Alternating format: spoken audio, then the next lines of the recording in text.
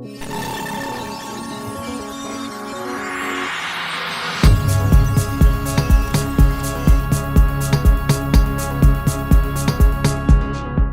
up, dog. I think everything is rocky. Did you feel like you learned something? No. No, I feel like I could have learned all of this stuff in YouTube. Ray, just speak on the mic. They're talking. YouTube is the best school. Yeah. Like right It is. If you're disciplined enough to consume it in a way that It gets into your brain. yeah. Like you start eating. Yeah, and so you have to self-assess as well. If you're gonna do it the And who's YouTube gonna way. who's gonna do the marks? That's the tough thing. You Yeah. have to find someone. Who's gonna grade you, ne? But you can my grade thing- yourself, dog, because at the same time, when you're self-assessing, when you're writing the assessment, you are wearing a different hat. When you have to mark the stuff, you're pulling out the memos or you're looking at the actual videos to find the actual answer. So you can't lie. I mean, you can't cheat when you're marking yourself. You maybe, cheated, man. I'll cheat and I'll be the teacher to mark myself and moderate and like, yeah, you passed. It's crazy that we're having this conversation because I saw, actually one of my lecturers was talking to me like about being a lecturer at City Varsity. And I was just like, dog, And I was just like, it's tough because I know what I'm doing, but it's tough to teach, you know? So, But dog, imagine if you taught it, then you're learning it so many times over. ne? And by the time you're done teaching it, your grasp of the actual thing is like It's much better. Yeah. But in most cases, I find that you find like professors or these people at varsities, right?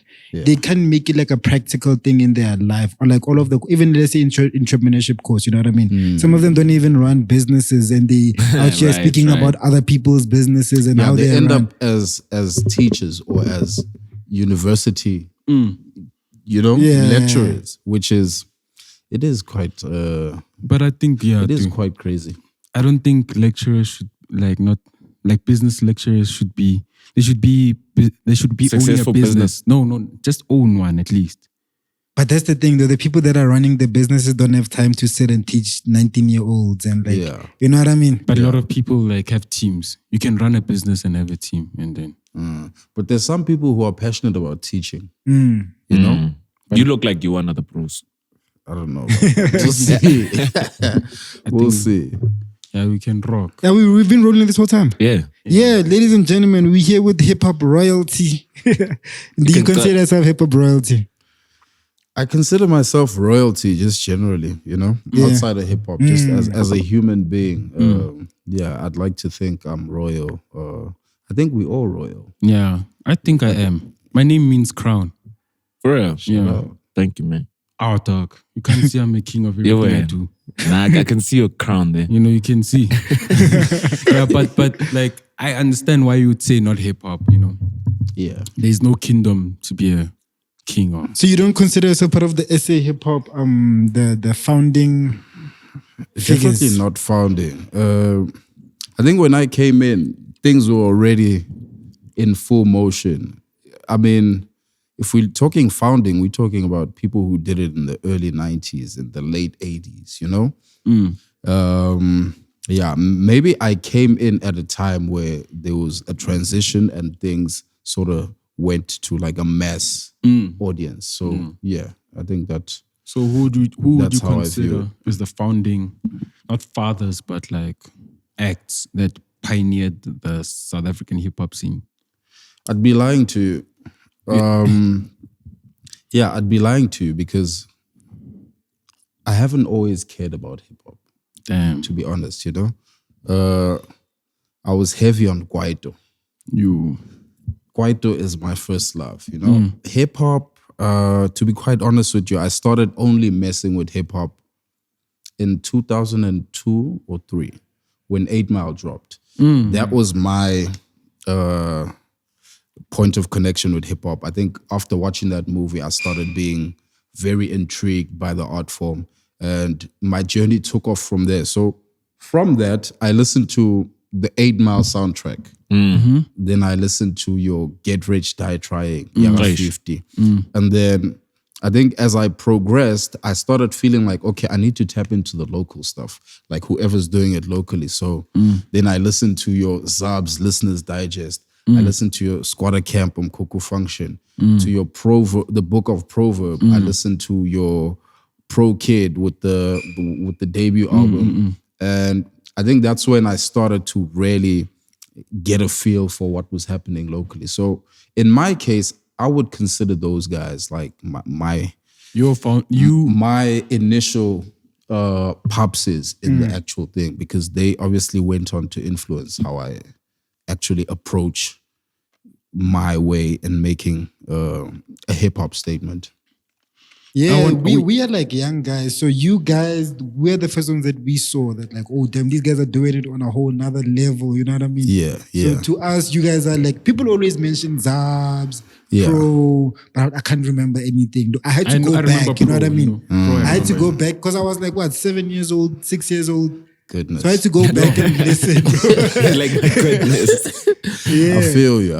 Yeah. But when we were saying Eminem 8 Mile, I was like, there was never an era or a point of our lives where we all wanted to be booed and threw out of, like, booed by a stage, like, you choked, you know, like, you choked, nigga, you choked. Yeah, after watching that movie, you felt like after you choke, you're gonna come back round 2 and you're gonna kill the whole squad, you know. Yes. Were you really like doing ciphers and stuff though? No. You weren't? Quite a people don't do ciphers. No, dog. The one time I was in a cipher was the very first year I picked up a pen. This was grade 9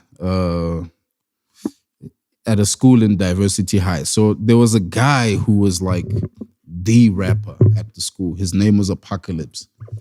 He was a good friend of mine. You have to, those crazy dog. names. But Apocalypse. That sounds like a Trust me. immortal Cybertron. technique. Killer, the name was meant to to bring fear into, you know. I just got scared, bro. Yeah, you need to Grim. feel exactly what he's about. The Reaper.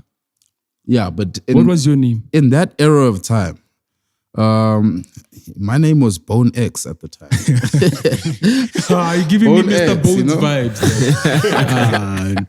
No, you're saying, okay, the apocalypse. Yeah, so Apocalypse was a guy who was in my class. So he would give me like crash courses on like, like that guy in front, I would sit down and he would write a verse like flat out. So, you know, in terms of writing, if you guys have tried writing a verse, it's you have to think about every single line. Yeah? So you'll write a line, you'll spend a moment or two piecing together your next line. Bro, Apocalypse, there's no piecing together anything. That pen is just going, you know? Bruh. And the Those stuff, type of guys. yeah, bro, like he's literally writing an entire verse and the pen is not stopping. So he taught me a lot. He would host freestyles during break where he would be battling himself, you know, and people would just be huddled up. Bro, he'd be the only one rapping in the session. Yo. So I used to do this thing where I would write in like these exercise books, your 1 choirs, 2 choirs. And I started filling them up.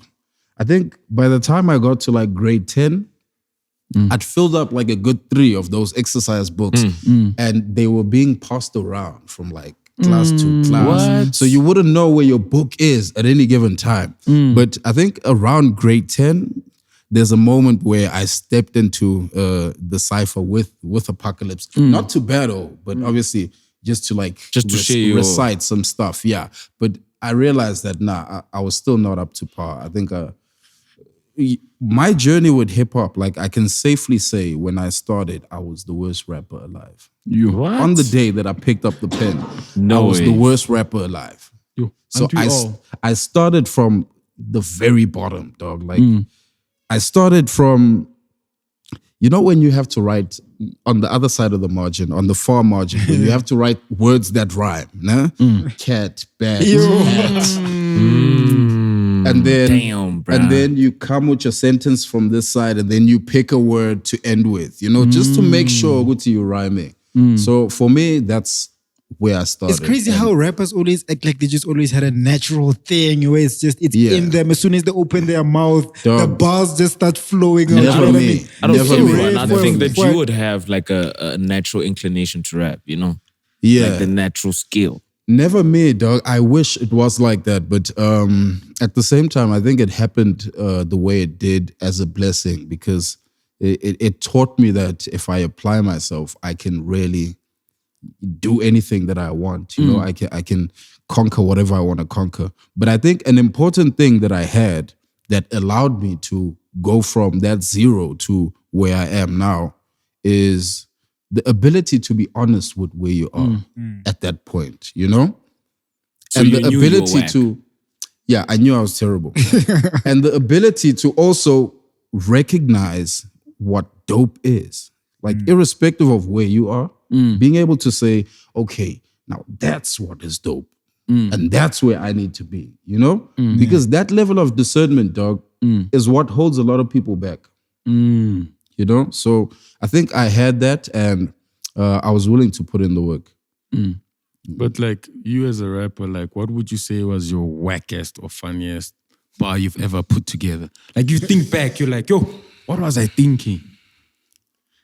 I think my first verse was pretty bad. I recite that verse randomly just to remind myself. Where you come from?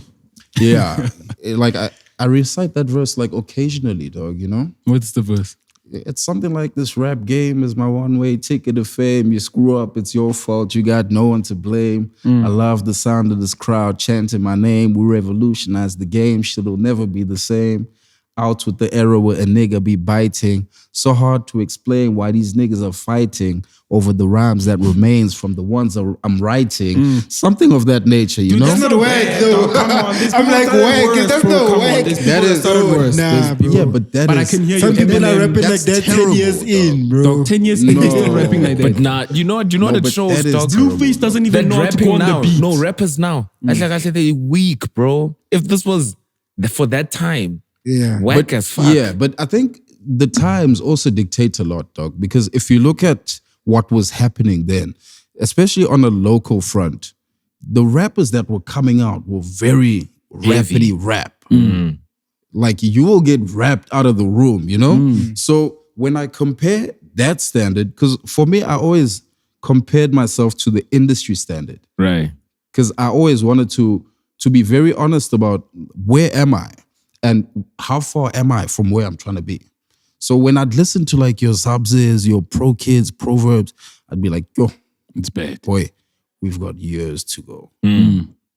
So in that way, I would say that was terrible. So what makes it different with now is that the standard now is like all over the place. Yeah, I know. That's why anyone can just wake up and if they can afford like a bedroom studio or Right, if they right. know someone with the facility, they can pull up on them, dog.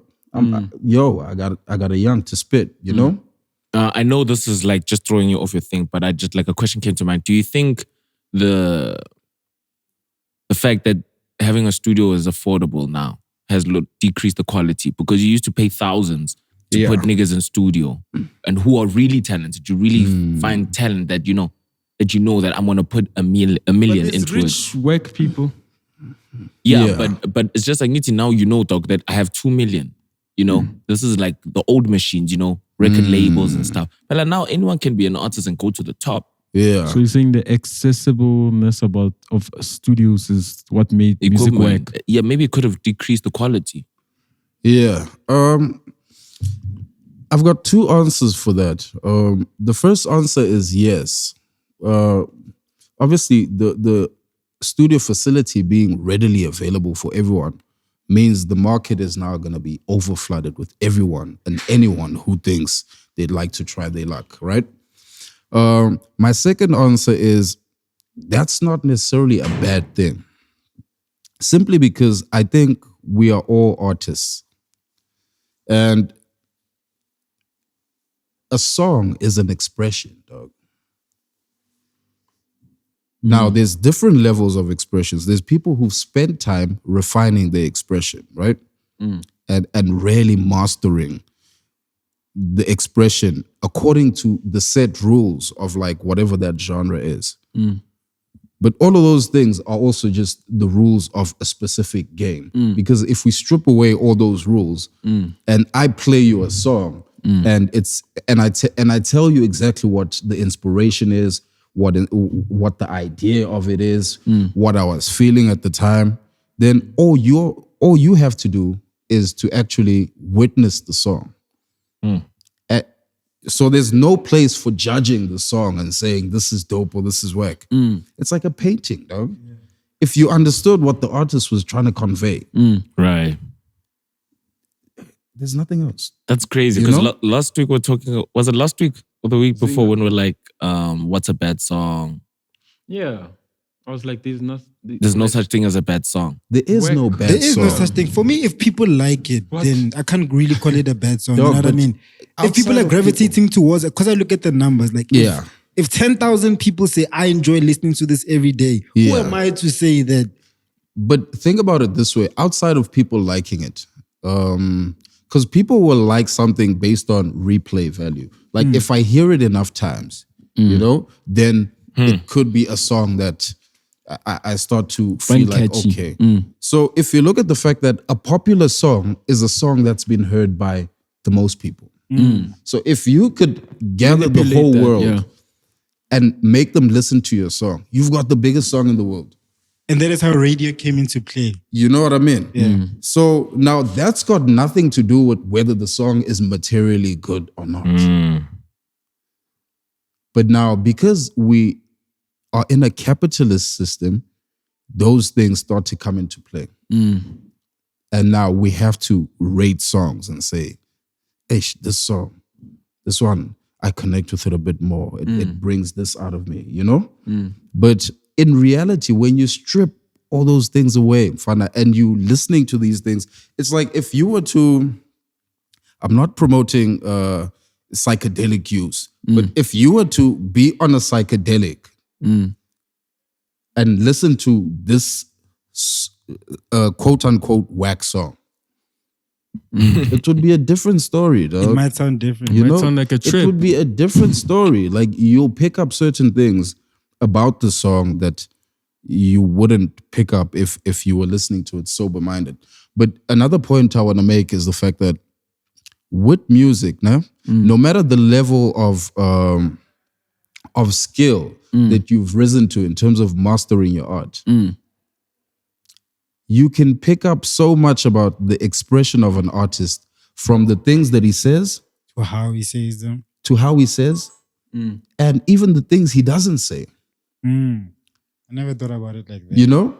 The things that he doesn't say are very revealing, dog. Like so how? In what way? If I had to listen to a song that you make, maybe it's the very first song that you are making, it's going to tell us a lot, Fana. About me as an artist? Yeah. If we look at the whole picture. So, sometimes we look at it from the window of, hey, did he tick these boxes? And what does it say that he ticked these boxes? So if we flip it and we do the inverse, let's look at the boxes he didn't tick. And what does that tell us about him? Because that is the full picture. It's like in photography, the negative of a picture is used to bring out the positive of a picture. Yeah. But you have to understand that there's a relationship between the negative and the positive. The yin and the yang.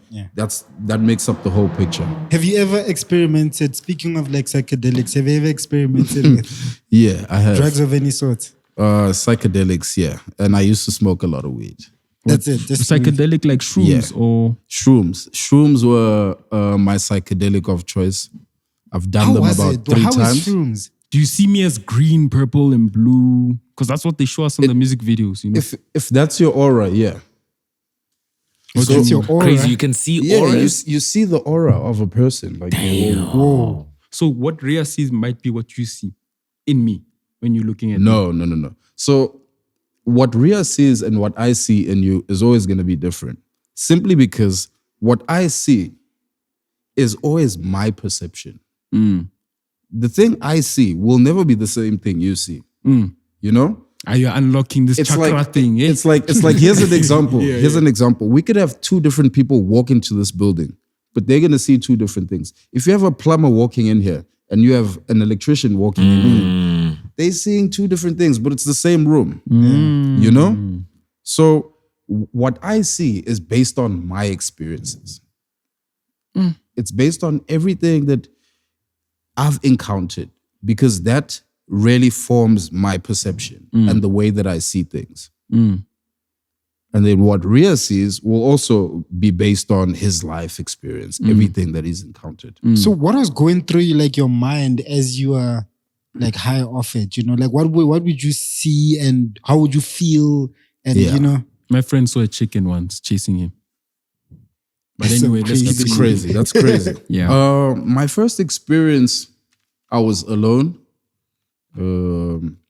And I mean, it's not recommended that you do it alone. First and foremost, you know? Don't try this at home. So I don't know what had gotten into me, but anyway, I decided, Yazin, I'm gonna do it. I played Janae's album. Ooh, perfect. Chakras There's that Sundays. Janae album where the cover is like mad trippy. Trip. That's the name of the album. It's called Trip. I also used to love that album. Bro, Yeah. but you played that album. Fun, I got sucked into her world because I guess the music was made for that, you know? And I started to really like understand my essence, like what I feel like, just like if you had to put a temperature to yourself and maybe break it down to like, yo, how do I make people feel? Do I make them feel cold? Do I make them feel uptight? Do I make them feel comfortable? Do they feel warm? Or, you know? So I got to understand that essence of like, oh, okay, this is what I feel like. And then I realized another You felt thing. what you felt like. Yeah. So what do you feel like?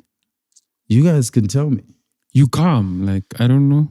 You very Yeah, calm I'm down. getting Yeah. like chilled, you know, on Yeah. some like Big bro level-headed. vibes, nah? Yeah. Yeah. There's nothing that can piss you off. I wasn't always this calm. You were late before.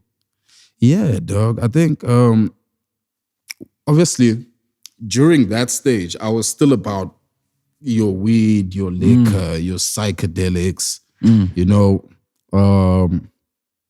And I mean, I was trying to find myself. I think that's part of the reason why I ended up on psychedelics. And I think it taught me something about myself. I also realized an important thing. Uguti, I am the universe, you know?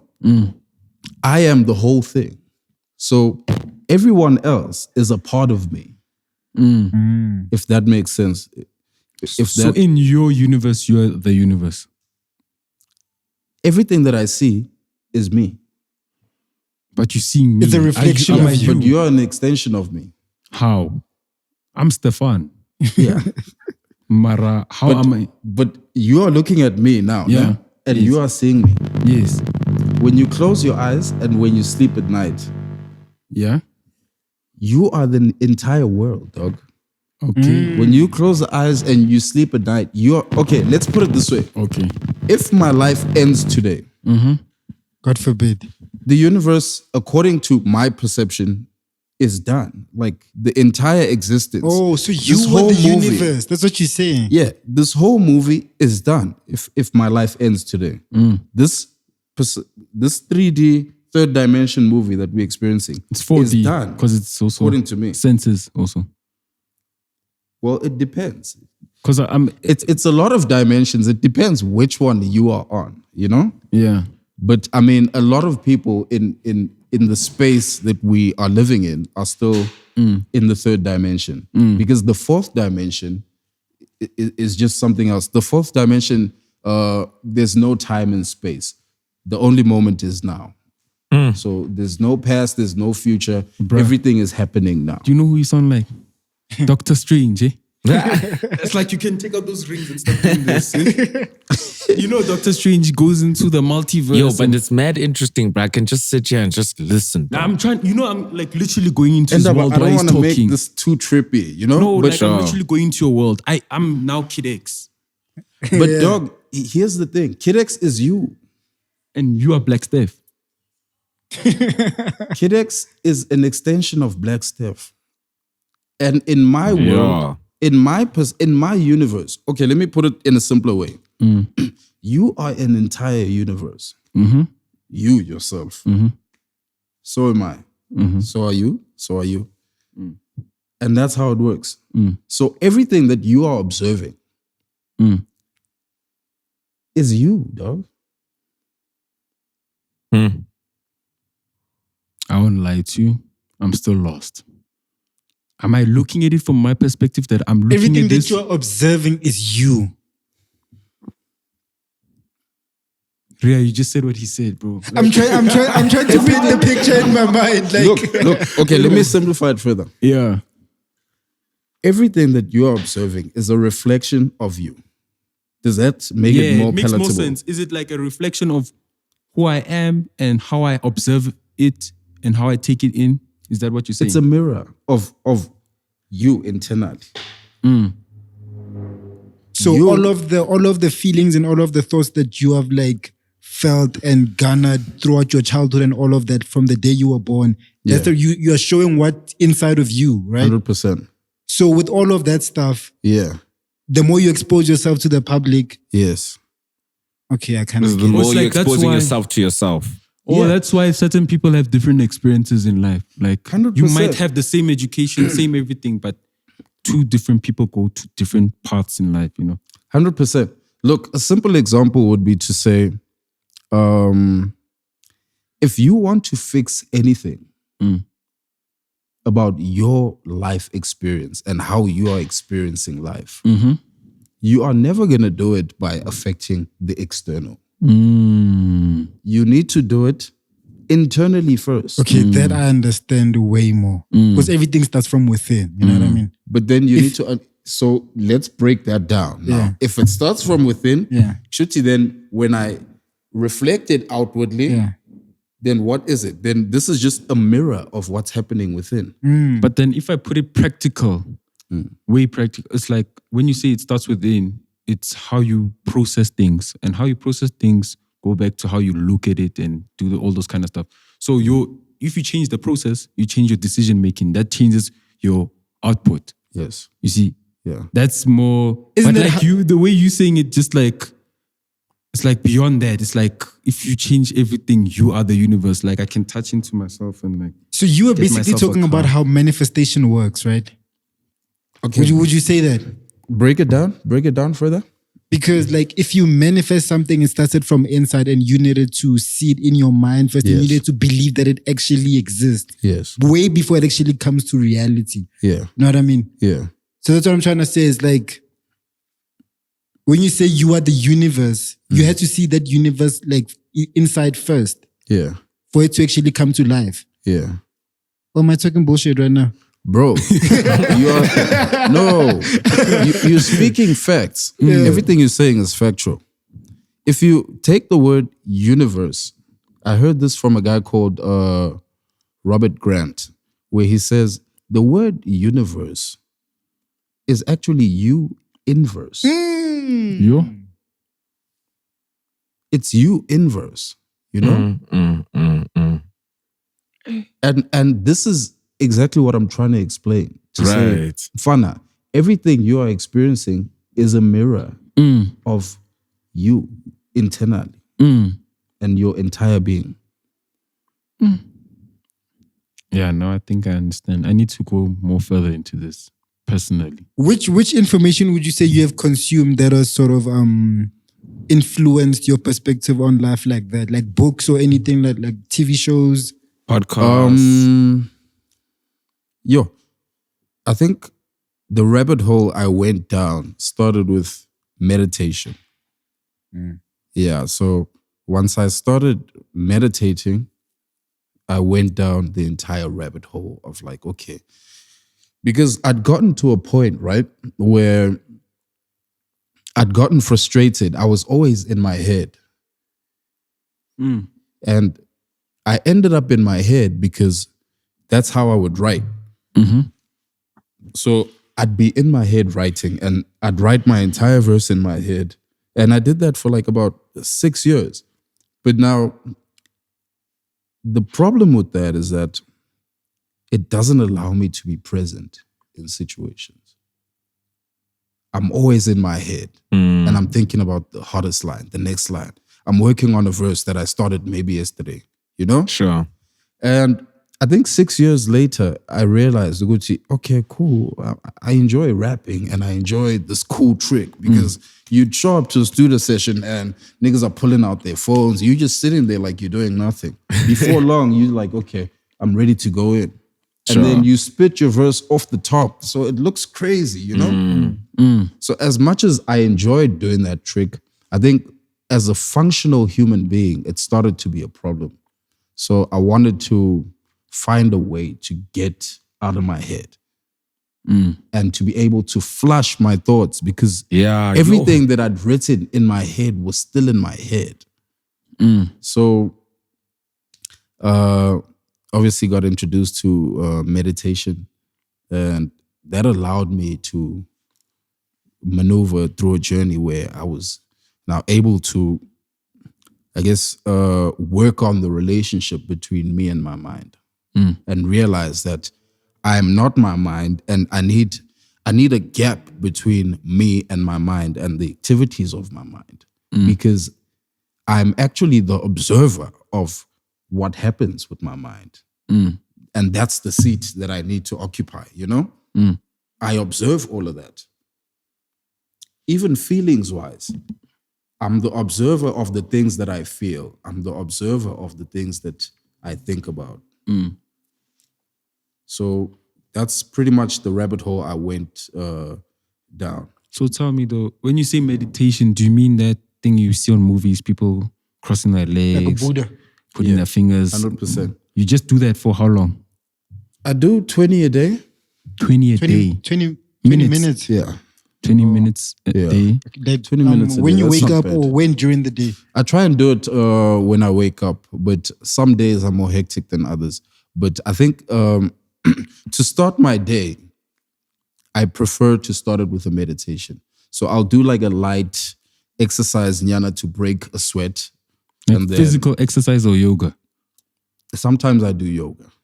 And then I'll get into a meditation. And then I think that'll set me up for the day. What goes on in your mind when you meditate? I'm trying to think, like, just it's basically being at peace and being quiet and like being in the zone. You know what I mean? And also to add to that question, how do you quiet your mind? Because I've tried to meditate and I just think about a lot of stuff. Yeah, dog. I'm like, work and all this stuff. So here's the trick. It's not about trying to quiet your mind. And another thing is there's no right or wrong way of meditating. So automatically that means you've been doing the right thing, you know?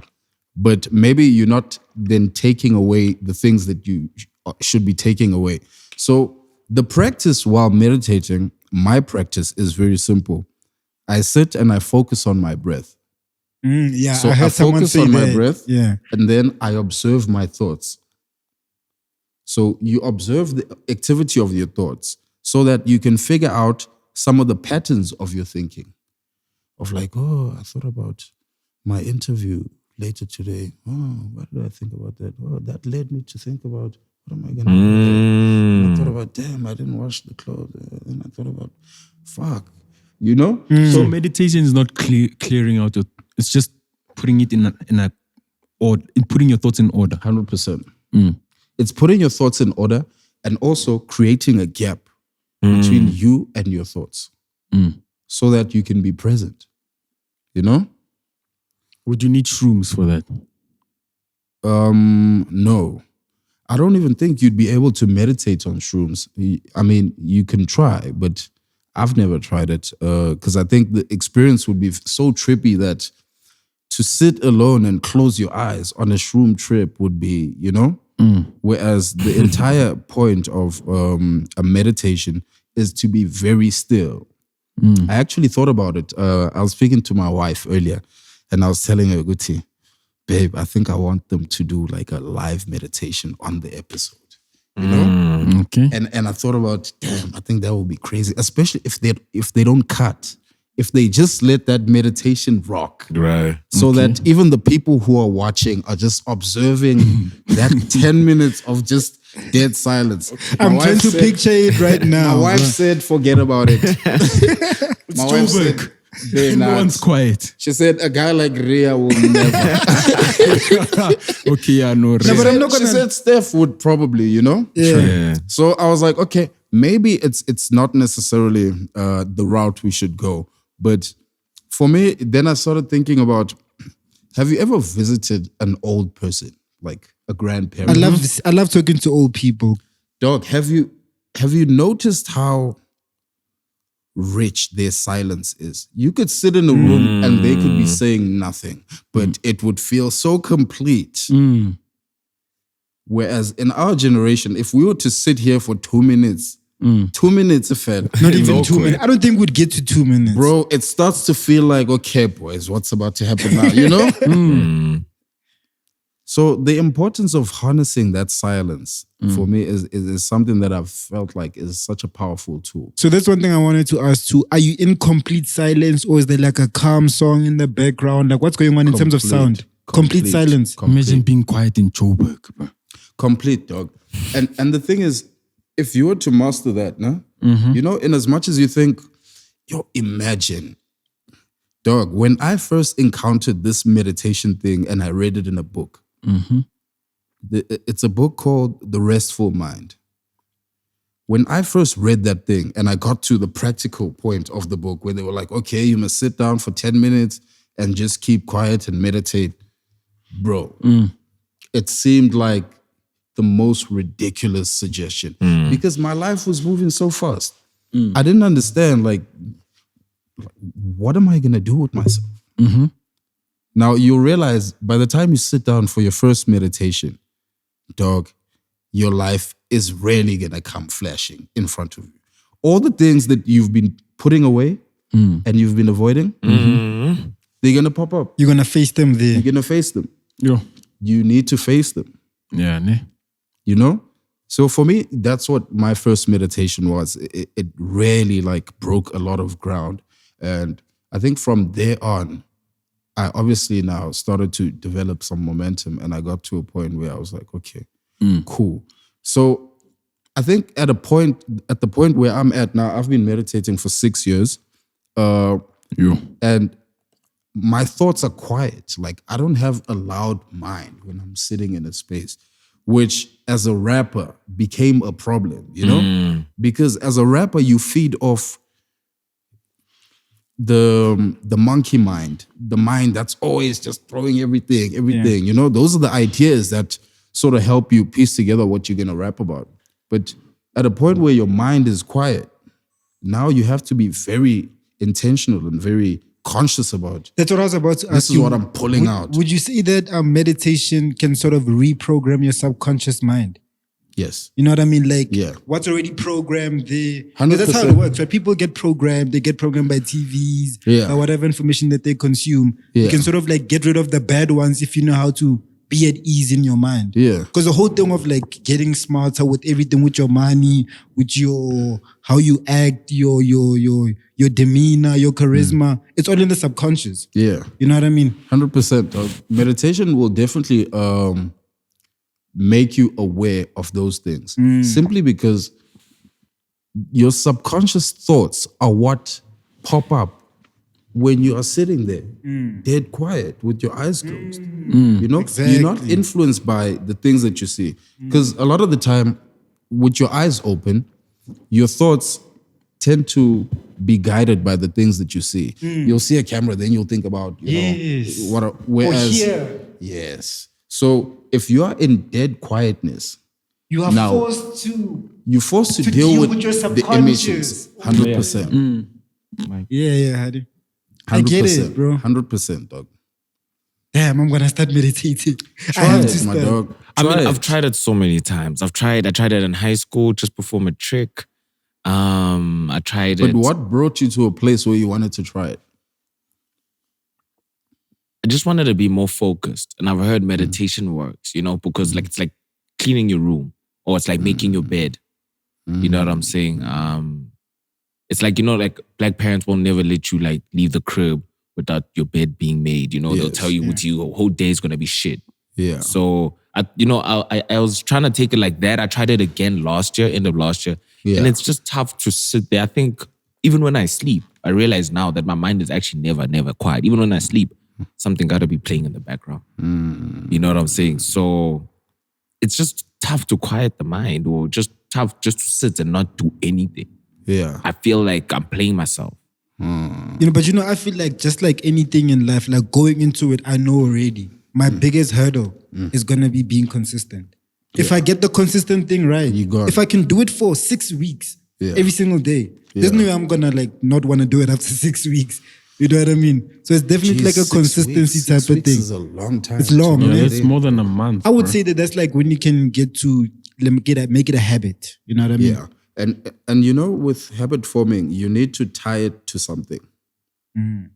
So if you want to use meditation as a way of cutting out a specific thing in your life. So if you want to maybe say, I want to quit smoking. Sure. And then you realize that you're not just going to quit smoking and then you're going to have like a gap in your life. You have to replace it. You have to slot something in. So every time you have a thought of smoking, fuck, I got to go meditate. You got to replace it. Yeah. Nice. That makes it's a call to action, Yeah. I never thought of it. That's like crazy, because you always hear people saying that, okay, when someone tells you that they quit smoking cigarettes, they always say that you're gonna replace it with another bad habit. Yeah. You know what I'm saying? So maybe it doesn't necessarily have to be a bad habit. Because I've heard people who want to stop smoking cigarettes that drink water whenever they want to smoke. They say drink water. Dog, you're gonna drink the whole day, bro. Yeah, but I mean, have you seen people who trying to smoke? yeah. They don't know what to do. Start their hands. So you're saying like attach something to it. Yes. But when you're talking about that, 100%. For me, that was how I got over the weed thing. So you stopped smoking weed, you quit? Yeah, I quit at the top of when the lockdown hit. Obviously, I stunned it. When it hit first time, everyone was Stocked up. a mess. So turbulence, figured myself out. But I realized that during that lockdown, I was still running around, getting weed. It felt ridiculous, dog. It felt ridiculous because I'm risking so much. I know what you mean. And I'm thinking, at that time. what am I actually doing? Sure. So I think after that first 21 days, I decided, Yazin, I'm done. I'm done. And I decided, Yazin, I'm never looking back. I quit liquor as well. Really? Yeah. Same time. I said, Around there. I'm done with both. And I committed myself to now living in a specific way. Yeah. And look, with my line of work, it's not easy, because I'm always surrounded by those very things that I quit. In fact, they're so ingrained in the culture that, dog, everywhere I turn, it's rare not to see. the temptation is right here. And it's being offered to you. You know what I mean? And on top of that, as an artist, I felt like it had become like a crutch. So now I don't feel confident enough to step into the studio and to create without them, And I felt like, I'm doing myself a disservice. I'm not honoring myself, and I'm not building myself in a way that I feel like I can be proud of. Simply because I realized that, there's so much assistance from like other things that shouldn't be part of this process. Because I always think about the spiritual element of like the weed that I'm smoking, and how that affects then the stuff that I end up writing about, Yeah. And I think about the spiritual element of the alcohol, and the same thing, how it affects what I'm writing. So I wanted to strip away all of that and approach stepping into studio and making music from like minimal influence, from like no substances, no liquor, no weed, nothing. I want to be like a vessel as pure as I can possibly be. Yeah. And then figure out what my messaging would be in that state, So would you say that being a family man, because you are a family man, all right? You're married. yes. And I believe you have a kid, right? Yeah. So would you say that that influenced the decisions that you were making at the time? Or did you get married before, after the lockdown? I paid lobola at this, like literally a week before the lockdown. Oh, so that's what I'm saying. That like, do you think all of that, becoming a family man, like made you sort of, okay, I don't need this anymore, you know what I mean? Yeah, I'm certain that it did, simply because I think the stakes and having to figure my life out got raised to like 1,000, you know? Because now I realize that, look, it's no longer just me doing it for my sake. Now I'm building something and I need to move with a certain level of consciousness, a certain level of control with the things that I'm doing. So it definitely did play a role. And then obviously, I think I got a lobola at end of Feb. It was a leap year, actually. So it was the 29th. And that's only coming again in like 4 years, in 2 years' time. That must be special for your anniversary or so. Yeah, it definitely is. But I don't believe in anniversaries. My wife has a problem with that. But I was saying because The other gender, they don't take that nicely. rings, weddings, white weddings. yeah, it's I'm not built like that. But I hate to be this guy, right? I hope your wife doesn't hate me, but in this climate of like divorces and stuff, bro. Like, well, where you at? How do you feel about what's going on, bro? Hey, man, what I'll say is the lockdown, I think, was like the lockdown was an acid test for relationships. Incubating room. You had to incubate with this partner that you've chosen, whether it was a serious thing or whether it was we still sussing each other out. But I think it became decisive because there was that threat of life of like, yo, Fana, right now, if you're the one that I'm in lockdown with, I'm ready to die for you, you know? And it's one of those. So for me and my honey, I think we've always understood each other. So the lockdown wasn't really like too pressured on us. But another thing about our relationship is that we move at our own pace. You know? What do you mean? We grow and we explore ourselves in the relationship at our own steady pace. So we're not too influenced by external factors. By watching other couples doing 1, 2, 3, 1, 2, 3, you know? But that could be you putting your foot down, like, hey, at our own pace. She'd be like, I wonder. Because we know that with women, they are always susceptible to the internet and Instagram couples and all this stuff. Yeah, that's very true. So it could just be my illusion. You're very correct, you know? But I think she's on board for now, as far as I know, you know? She's on board. She's like, yo, I'm trusting your driving. Lead us to that's amazing. Lead us to the promised land. And yeah, man, I think it's dope to have a supportive partner who sort of believes in the vision and who understands what I'm trying to do. Fuck, I lost my train of thought. I was about to say, wait. I wanted to ask something before you go beyond anything else. No, I was about to stay here. What the wife? But climate. You're speaking about the climate. I enjoy talking about women and men dynamics. I love talking about that is an important convo, dog. I love that convo. Yeah, I was about to ask you, like, what made you decide on your wife? To do it. Like her. I felt like she was right.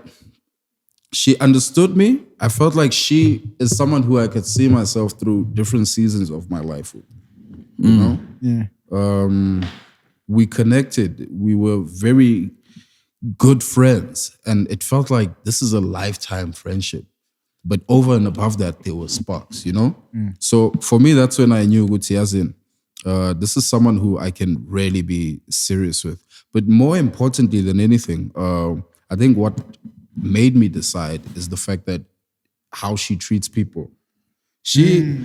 How she treats people is the way I treat people. For me, I don't place people on like pedestals based on who they are or whatever the case is. I treat people with equal respect. and she has that same thing, you know?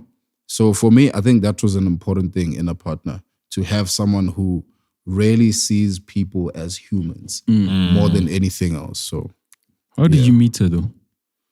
I met her. Don't tell me the music video shoot. No, I met her in Durban at Max's Lifestyle. Hey. So we were booked there. Thank you, this was- bookings. Sometimes you gotta love the promoters. Yeah, You know, they send you at the right place at the right time. 100%. So we were booked there. This was Caracara days. Yeah. Caracara days, we were booked there. So Also there, dog, okay, Caracara days, Kid X. Come on. She couldn't say no. He's on top of the world, bro. no, but listen to how it unfolded. So she was part of a collective from Durban called SMB. What do they do? They do BAPS. One of that BAPS. The clothing brand. Yeah, so she was part of that entire collective.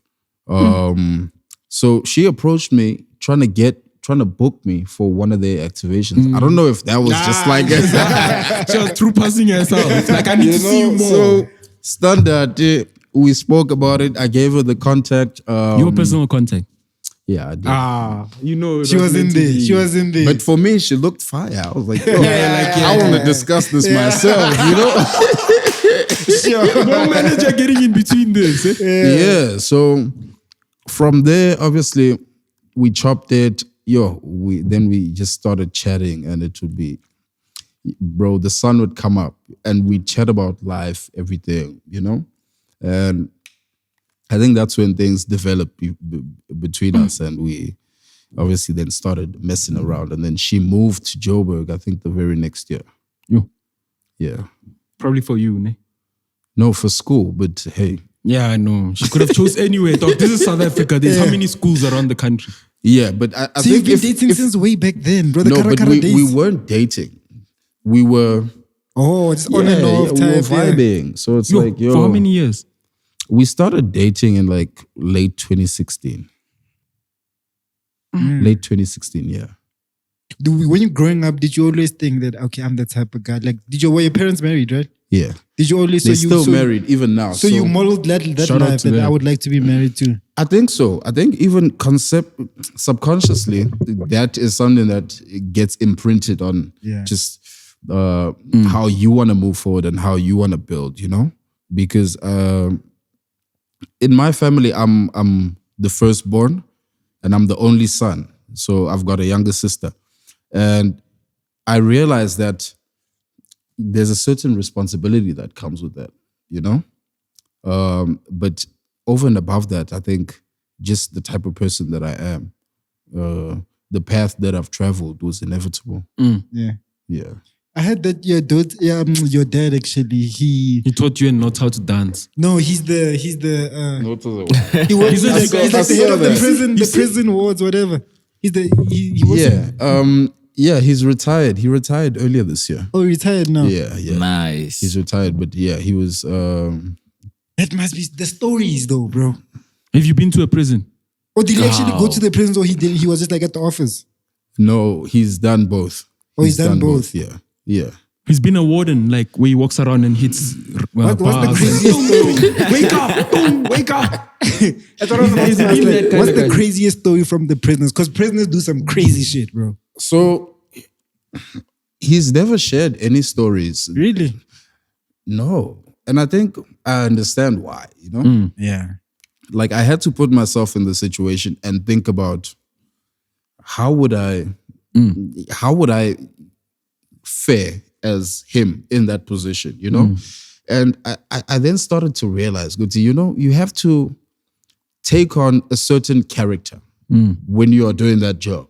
It's Papa action there. When he comes home, when he comes home, it's lovey-dovey.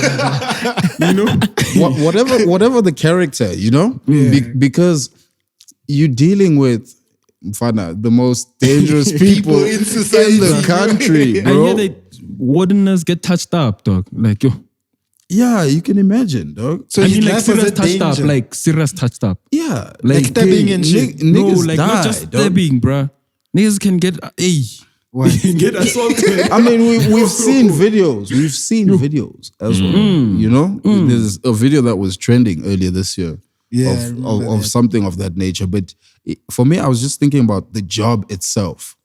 Also, just from a trauma level. Can you imagine the things that you see, Fana? The things that you witness? It can't be easy, dog. You know? So you might not want to expose your family to some of those horrors because you just don't want to you don't want to put them through that. And I think as a man, you want to take those things on the chin, Right. and keep it pushing and know that you're doing it for a greater cause. But doesn't it make you too soft if you're not exposed to a little bit of it? But what type of exposure do you think I think maybe a person like me should have, like the son of someone who works in that environment? You know, strong, protective dads always produce, like, a lot of the times produce like soft, weak sons. Yeah. Because it's like just like They protect them. Yeah, Yes. they're too protective over them. Yeah. So, but what type of exposure do you think I should have? Like, son, found out today I saw a dead body. I'm just joking. Or something like, you know what? You know, That's in this tough. industry that I'm working in, I keep on seeing boys 3-4 years older than you in there for wrong decisions. You know, maybe they Yeah, but picked up that's light. something. You know, Alright, juvenile. Because apparently in the Yeah, but that's juvies light, they're worse. though. The people they worse there because the death rate is high. The kids are crazy. You know. Yeah. So if he keeps on sharing the message of what he sees, they Yeah. kind of To tells discourage you from from going the down thug that life. path. Yeah. I Did mean, it discourage you? look, I'm not a thug, am I? Hey, SARS, we don't know. you don't know after you leave here, you're gonna talk to Ash Pub or something. nah. See, you never participate. It definitely discouraged me. But obviously, I went through a phase where, you know, Yeah. teenage delinquency, where you're just naughty, you know? What were you doing? But I mean, I remember a situation where, but these were like cyber crimes. You know? Even worse. You know, That would even. so I now see you again, lap. Okay, I see you again. Let's leave it there. Yeah, sure. We I don't see need you to again. that, tell you on know? ourselves. Yeah. okay. But obviously, it was cool. So I think as you grow, you realize that, nah. this is not the one. So you're also one of the people that saw like Bram from like its inception. Hey, how was it surviving the Bram life early on? When was it? When was the inception? I think when it became like Pre the cool Balloon spot. Coquette. What's that name? What's his other name that goes by? Yeah, pre No, Paraffin dirty something. Dirty paraffin. Paraffin, Boys and Bags, whatever. Yeah, look. I would say 2013. Because Zinga met you around here, you know. He told Yeah. us. I met Zinga in 2009, I think. So we met in Pram. So I guess that would be How was maybe- Bram that time, though? The inception. It was Pram, dog. It was Studentville, you know? But was it like late? Like, were you guys out like that? Or was it just like a lot of kids which are lost just meeting each other? It depends. It depends what perspective you had, you know? From my perspective, I can tell you that when I met Zinga in 2009, I was still at UJ. So I would pass through Bram on my way back from school. And then I would interact with Zinga in that space, but then I'd have to run and catch the train before it got too late, you What know? train? Metro Rail. Metro Rail, yeah. Before it got too late. Where were you and going? go home. I was going home. Where was home? There's a station by my house called Ravens Clip. So it's after. So it's Germiston. There's Germiston, and then there's, I think it's like Elandsfontein. No, it's not Elandsfontein. I forgot the middle one, but then the very next one is Ravens Clip. So I ended up taking the train because it was just more economical. Did you pay? Yeah. Yeah. I didn't. Rivan. It was free. Then you're No, getting it wasn't Mangobe. free. Eh? So how did How you many get away with stops? it? How many stops were you? Like, I used to take a train there was a train which was in Queenswood, and it'll leave me in this train station next to where I stay, like 4 stops or 3 stops. Justice, and you risked. No, it wasn't a risk because Mango no one was checking like that. It was the suburbs. But imagine if it was like town there, you'll get Mpamas there. I've seen it before live. Yeah. I think the major stations, you obviously have inspectors who come in, you know, and run through. So, I know that between Ravensklip and Joburg, Park Station, there's about 7-8 stops. Dog. Yeah. So I'm not going to risk doing that without having done the right thing. So I did that from third year, because during second year, I'd literally walk quite a distance, like a 20-minute walk to go catch a taxi. I'd take one to Germiston and then take one to town and then take one to Auckland Park. So that would be like 7 Rand each ride. And that's like 21 bucks. Yo. So when I compare that to the train situation, the train would take me to Joburg for 350. And I was like, Mfana, instead of spending 14 bucks, let me just spend 350. And then when I'm in town, I'm just taking a cab to Auckland Park and then I'm nice, you know? So that made sense for me. But I interacted with Zinger obviously during that period. So, and then I think during 20... Were you in school in that period? That time? Was, What were you studying? I was studying BCom Finance. Okay. Yeah, so I think the very next year, obviously, things started to develop. 2010? Yeah, 2010. So I started doing the full clip thing, got a bit of notoriety. Full clip? What's full clip? Full There's clip the show on YFM, dog. was the YFM thing. Season in No, schools. because I had to ask so people can know. Yeah, so they had obviously Friday, Cypher Night, Thursdays actually. So I did that, did it for a couple of weeks, and then I decided, actually, I want to start sending songs to the Hot 99. So I did that consistently for a couple of weeks. I think I was on the charts for like 22 weeks, you know? So... And this is still X-Bones. No, this is now Kid X. So I think when I got to the full clip, I was still... So my name was now the Kid Bone X when I got to the full clip. And then I shortened it and I went by the Kid X. So when I started submitting music to They YFM... just took Kid X. Yeah.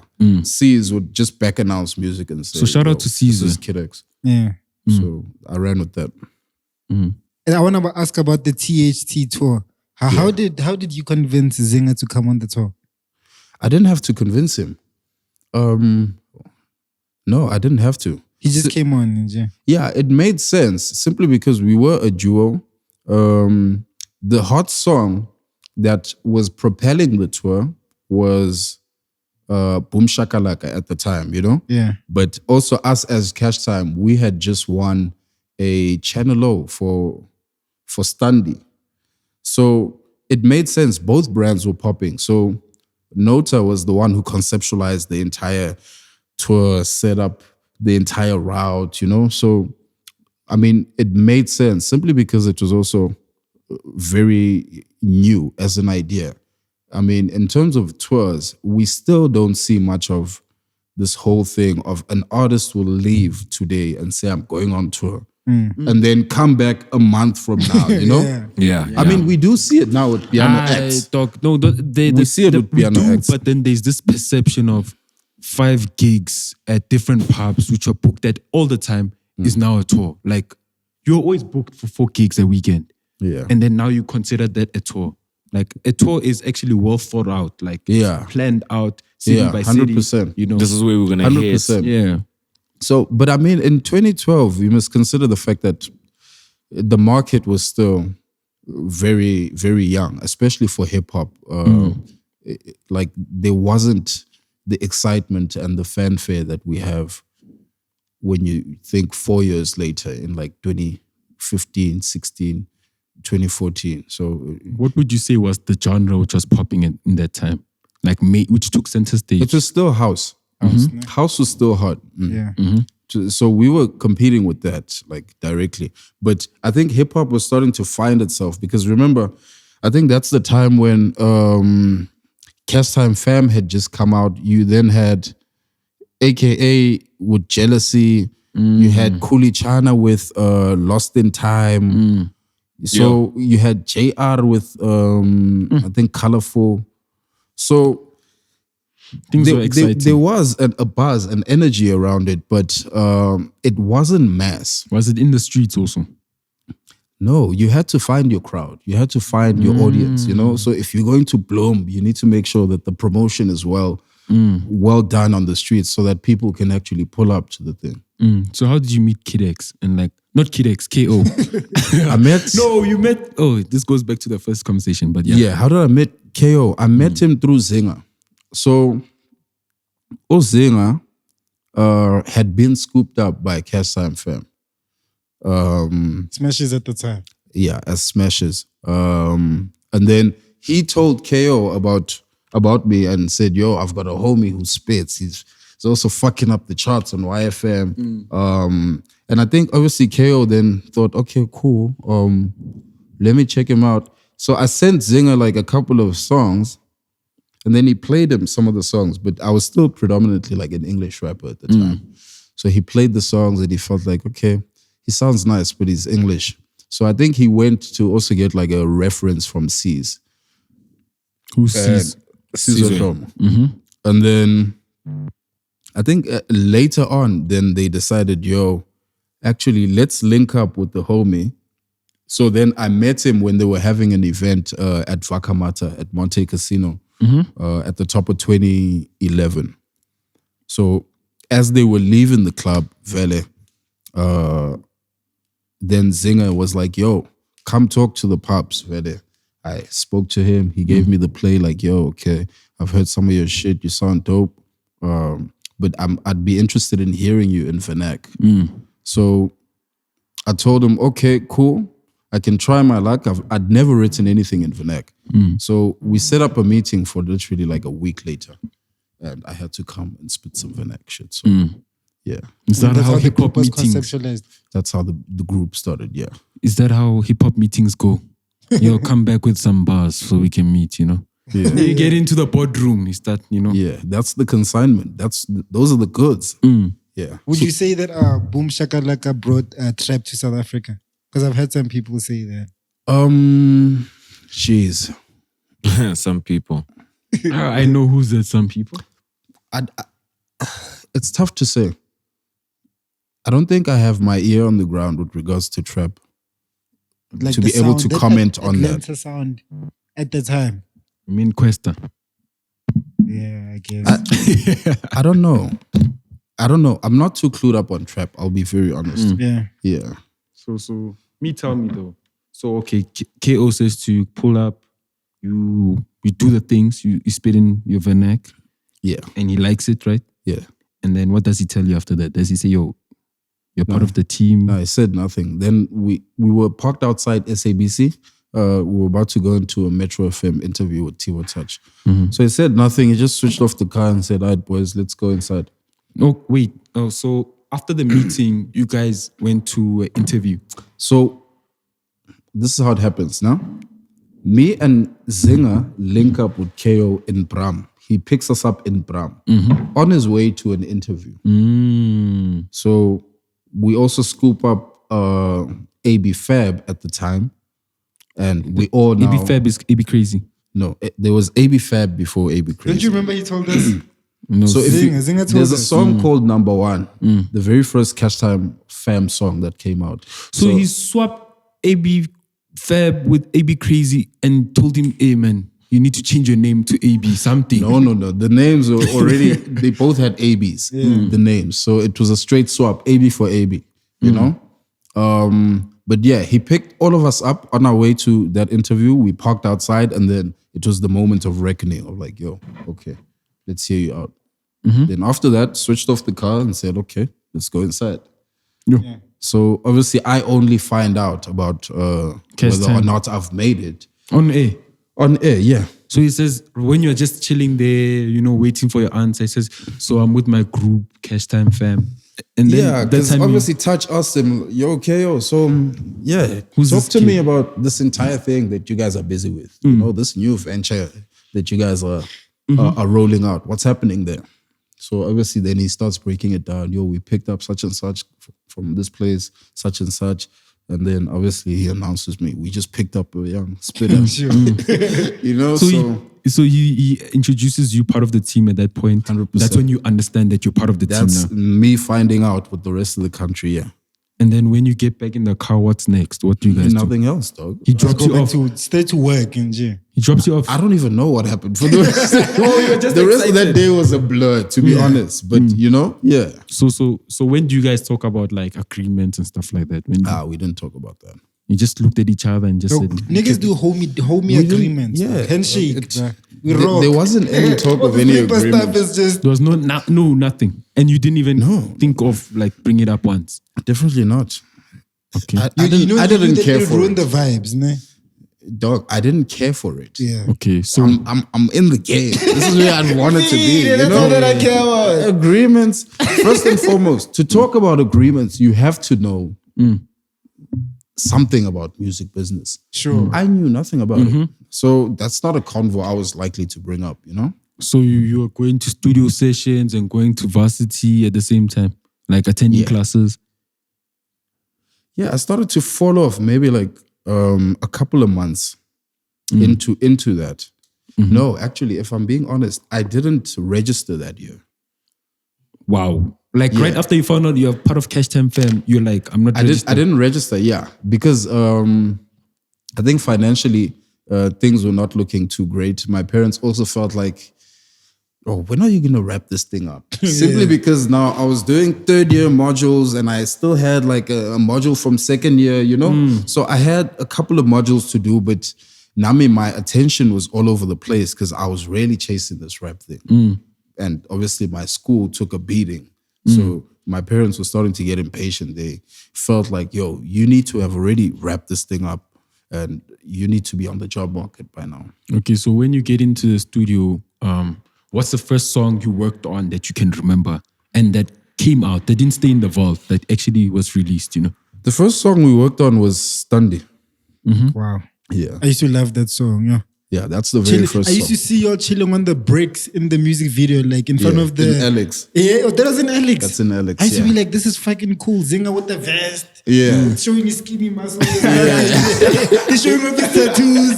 You know, Zinga. Yeah. Stundy was the very first song. It was my first experience of being in studio with them. So literally recording my verse took about an hour and a half, dog.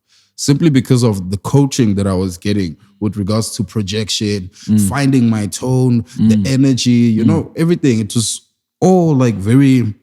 Was KO overwhelming? Like overwhelming that day? Like he knew what he wanted and he... Yeah, no, I mean, he's a perfectionist.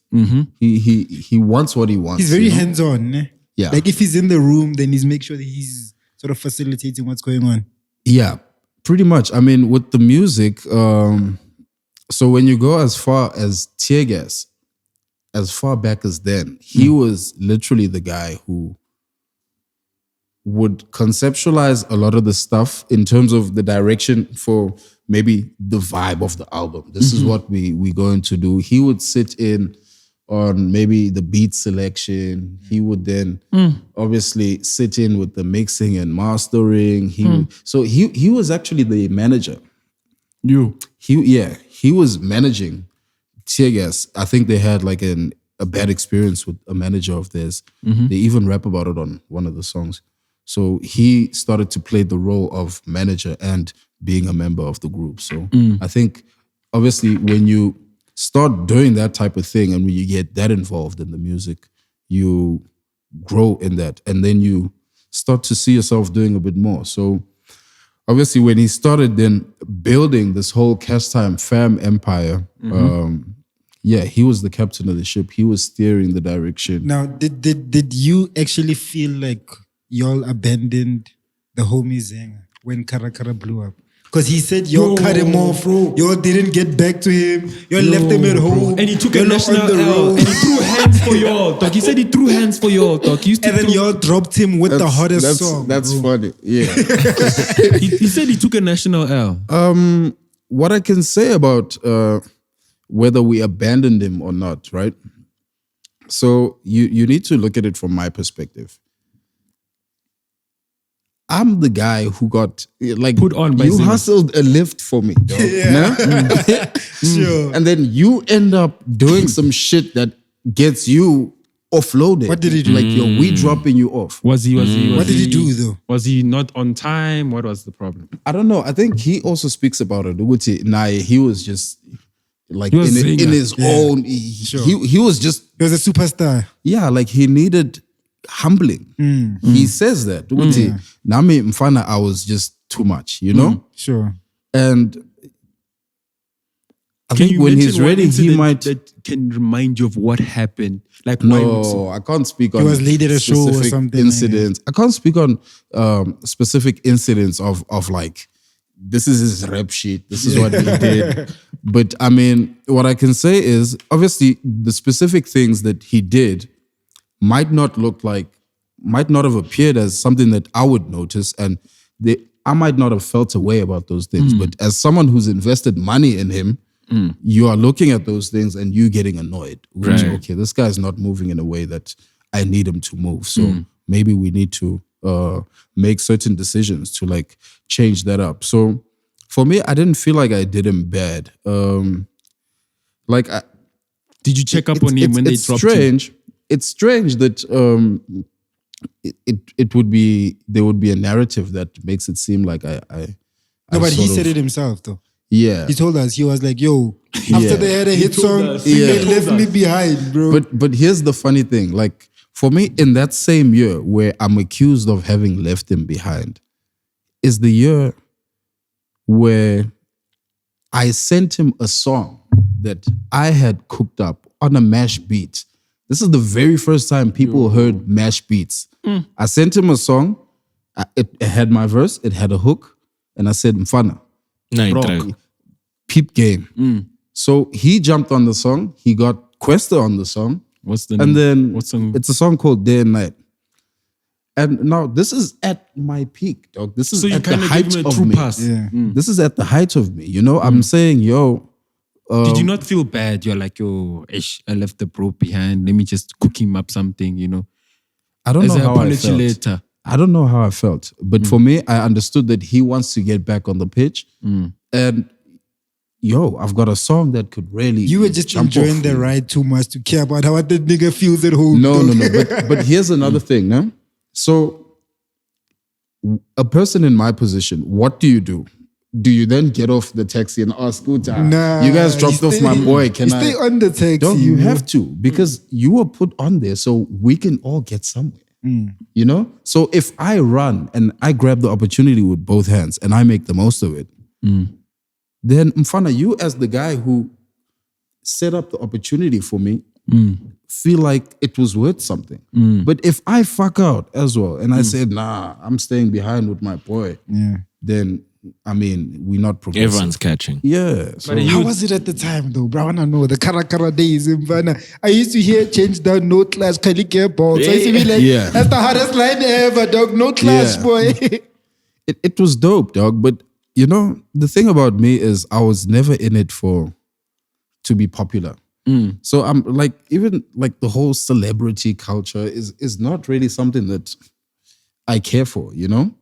For me, in all honesty, I feel like if I could, you know, the gorillas, they come out as cartoons. Yeah. Dog, if it were up to me, Sure. I would be A cartoon. moving like that, you know? Sure. People wouldn't know who I Like- actually am. You just interact with the music, but me as a person, I'd be totally anonymous. Simply because it doesn't give me anything. That type of Attention. I don't crave attention. I'm very comfortable with who I am. I also enjoy my own space. Like I enjoy privacy. You know? At that time, in your youth, young days, Yeah. you were like that. Yeah. Damn. I mean, I've always been like that, but obviously, when you're now lost in the source of it, all, simply because you're also becoming yourself and you're finding yourself, you know, you realize that, look, I can either resist the ride or I can go along with the ride. So, I mean, I had to make a call, and it was a You make Caracara. it seem like you know, You know, I could have chose to be not famous or chose, but like my life has pushed me to be famous, so I just gotta be there, you know. But Because there was a time, you know, you guys were going 100%. crazy, like you guys were dating twins, you guys. It was crazy. Have you ever seen a group of niggas just dating twins? What Him and twins? Zinger What dated twins? twins. What you guys are twins? dating What twins. twins? Claire knew or something like that. No. You guys were not dating twins. That information is not correct. It's not Are true. you sure? I like that. 100%. That information is incorrect. That info is not true. What about Nomuzi? Did you date Nomuzi? No. You didn't. No. That's also cap. Bro. I heard through the grapevine. You guys Jen made some can't believe magical it. music. You could have like only We could have that- done something? No, not you could have. Only that kind of music comes when you guys had like some moments together. You get what I mean? No, not really. You didn't have moments. Oh, you're friends. Think about one of my biggest songs. Actually, my biggest song, Caracara. Think But, about dog, the magic there. But that's a big bro to young bro magic, you know? That's dynamic. So relationship-wise, what would it have to be?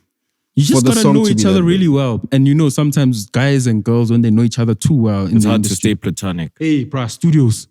Just you guys look at each other, making magic. You wanna make more magic. Yeah, the temptation is always there. And she's beautiful. Hey, Steph. Steph had to buy her stuff. Yeah, mean, but, like, you know- but that is false, bro. That's cap. Yeah. Alright, cool. You can see that. No, I believe it. My cool, it's cap. Yo. Because I remember there was a time where she was moved into the camp. You know what I mean? Yeah. That was after Zinga's Yeah, the situation. camp needed that. The needed camp a needed woman a feminine energy, energy yeah. because there was just, too many niggas. So do you think she was added because the camp needed that or because she was dope? Like, did you guys go and search for her? I think Oh. she had elements that would work for what we were building. So, I mean, it's no secret that when she got brought on, she wasn't an actual rapper. Right. You know? She was doing a VJ search thing. Yeah, but she had interest in the culture. She was about hip hop. So it was now a matter of helping her find her identity and teaching her the ropes. Yeah. So okay, Sharp. ABKZ first leaves, then Zinga is, you know, they drop him off at home, off the bus. What? Then they start a new CashTime. So what happens? Like, what happens? Does like, yo, clear out the house, Zinga. It's time to go. And then the next day you see Moosley walking in, you know, with other people. What was the vibe? Like, were you guys staying in one house or what? No. No, we weren't staying in one house at the time of CashTime Live. Zinga's thing, I think, came to a conclusion when in 2013. So the Popses sat us down and they told us, it's okay, them as Tear Gas are now going to move forward as solo acts. They were starting this whole CashTime Live thing. They were bringing on a Mugs. VG was also going to be an active DJ who puts out music. I remember that. Yeah. And they told me that me and Zinga are now going to go solo, you know? So it became that. So that, I think, now that decision obviously was followed by KO then running with the idea of, I'm a solo act, I need to get ready to drop my stuff. So he put out Mission Statement. And then his next song was Caracara. So he was looking now between the two of my youngins, which one would fit on the song. And then I guess I made sense for that specific song. But you know, I don't So- hear him what he's saying in Caracara. But can you please just tell me when he says, like, what is he saying in the chorus? Mina Ukjive. Yeah? Oh, Rhea, come on. But you know that song. No, dog. There's some part. My Zulu is bad. You know what I Mina mean? Ukjive ngakudala ngengaga ngaze ngaba ngaga phela manje sengaga. Oh. Yeah, phela manje sengaga. Oh, so like you keep getting bigger. Yeah. So 100%. tell me the studio session of like Caracara. How did it come about? Like, did you already hear a final song and you just put out your verse, or you're there from the inception, like beat making and all? I wasn't there at the inception. I think he sent me the song with a beat already, or he played it for me first. Song with beat, Hook and the beat. hook. I'm not sure if his verse was on there, But yeah, he told me, yo, this is the vibe. And what did you think? He also painted the picture for me aesthetically, which this is what I want us to capture. So And the dance, who came up with the dance? he came up with the dance. Wow. That dance was genius. Adding that dance. 100%. No, I think it was ahead of its time because if you look now, everything's got a Everybody, dance. everything has a Yeah. dance. Yeah, now, you know, Yeah. from Lando is Yeah. Savage. Yeah. You know, everything is Everything got a thing. So needs it a was dance literally now, ahead, dog. bro. 100%. Way bro. ahead. Yeah, so all I brought was my verse, dog. He sent me the thing. He told me, yo, I need a 16 from you. I need you to obviously give me this flavor. So I gave him the flavor How long did it take to like drop your verse to write it. and record? I didn't write it in the session. So I wrote the song overnight, and then I linked up with him for the session, I think the very next day. And then obviously once I laced it down, then there were probably like a few things that he wanted me to adjust, like in terms of delivery wise. Sure. Yo, just give it more character. So I did that, and then that was the record, you know? Did you like, after that, did you like recognize that, yo, the song is gonna be big? Or did you also doubt it? I mean, based off his excitement, I kind of knew that, you know what, this could be something, because he had it figured out and he was going crazy over how the actual song was sounding now that it's complete. So I kind of had to trust in his guidance and the vision that he was seeing for the song. But for me, I was just someone who was making songs, writing the verses that I needed to write, you know? Sure. Because if you look at Caracara, it was like an entire turnaround of sound at that time. So it's hard for me to sit there and also know, which, okay, how will people actually respond to this? Because this is like a very new thing in the market. So now when it's out, like the first response, what was it? Like, were people just from the start just going crazy, or? It was a bit slow, I won't lie. I wanted to ask, like when you release a song those times, because now you see it within a week, your insights, first week numbers, social media reaction, you already get DMs almost immediately. Yeah. That time releasing a huge song like Caracara, till today it slaps. Yeah. How was it? How long does it take for it to pick up? I think it took about a couple of weeks, like 5 to 6 weeks. I remember when I started feeling it was when we were performing in Melville at Stones. Bro, we got on that stage, we rocked that song, and the crowd rapped it back to us, like the whole song, you know? And that was the turning point, literally, of that entire song, dog. That's when I started to feel like, okay, I think we've got something here. That's So, crazy, though. so yeah, the market was a bit. I think the consumption rate of music was quite different if you look at what it is now. But yeah, it was quite an interesting time to have experienced. Who in had the person. better verse, you or KO? Your verses are classic. because I really enjoy my verse. You really enjoy your verse. I really enjoy my verse. I also think his verse, technically, in terms of technically, the type of verse that you want on a song like that, I think he ticked all the boxes, dog. Which is like just Like you want catchy, you want Swag for things that people are gonna remember. quotables and shit. Quotables. He ticked all those boxes, dog. So his verse for me is like a 10 out of 10 verse for that specific song, you know? Yeah. But I really like my verse. So nah, I think I'll go with your verse, because I think from that moment, that's when I started like taking note there's a person called Kid X in this world, in this country. yeah. Because I feel like for you, it made you just like stand out as an artist. Don't you think from Caracara? Yeah, definitely. I think it definitely did. It did shine a light on me because I don't think people had heard me like that before. Yeah. So Caracara happens. There's 1 million views on YouTube. You guys are going crazy. Yeah. And you guys are winning Record of the Year. Zinga told us last week. Yeah. Like in that whole moment, like all these things are happening at the same time. Like how are you responding, and how are you receiving these things? Like all these things that you never thought would happen, or did you actually think it would happen? I didn't think it would happen, to be honest, but I've always dreamt that I'd do something amazing and I'd be part of something dope. So it was something that I didn't know when it would happen, but when it did happen, I did feel like, okay, this must be, one of them. So it felt amazing, bro, because it's literally hip hop history, like SA hip hop history. The moment alone. It's actually musical history also, like just you getting record of the year. You know what I mean? Especially for that type of sound. you know? Yeah. So, Yona, it's one of those moments that you think about and you realize, Guti. You're a part of something. Yeah, you sort of understand the journey that you've traveled and you make peace with what happened. So now CashTime is happening. CashTime live, ne? Right? Yeah. So this is happening. When do you decide that, okay, now it's time for me to have my solo career? You guys... No, I was a solo. You're a solo, but amongst the group. Oh, yes. So away from the group, you mean? I think that decision came on the back end of me having put out my mixtape.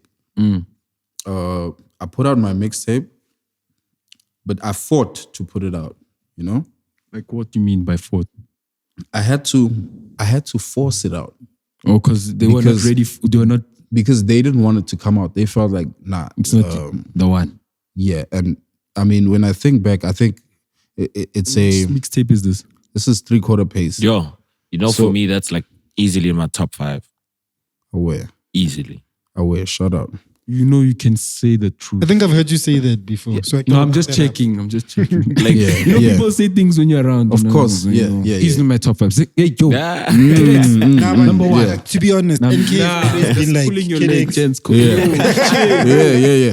No, fair. Good that you brought that up. But it happened then, right? So I think what the problem was there was a difference in vision.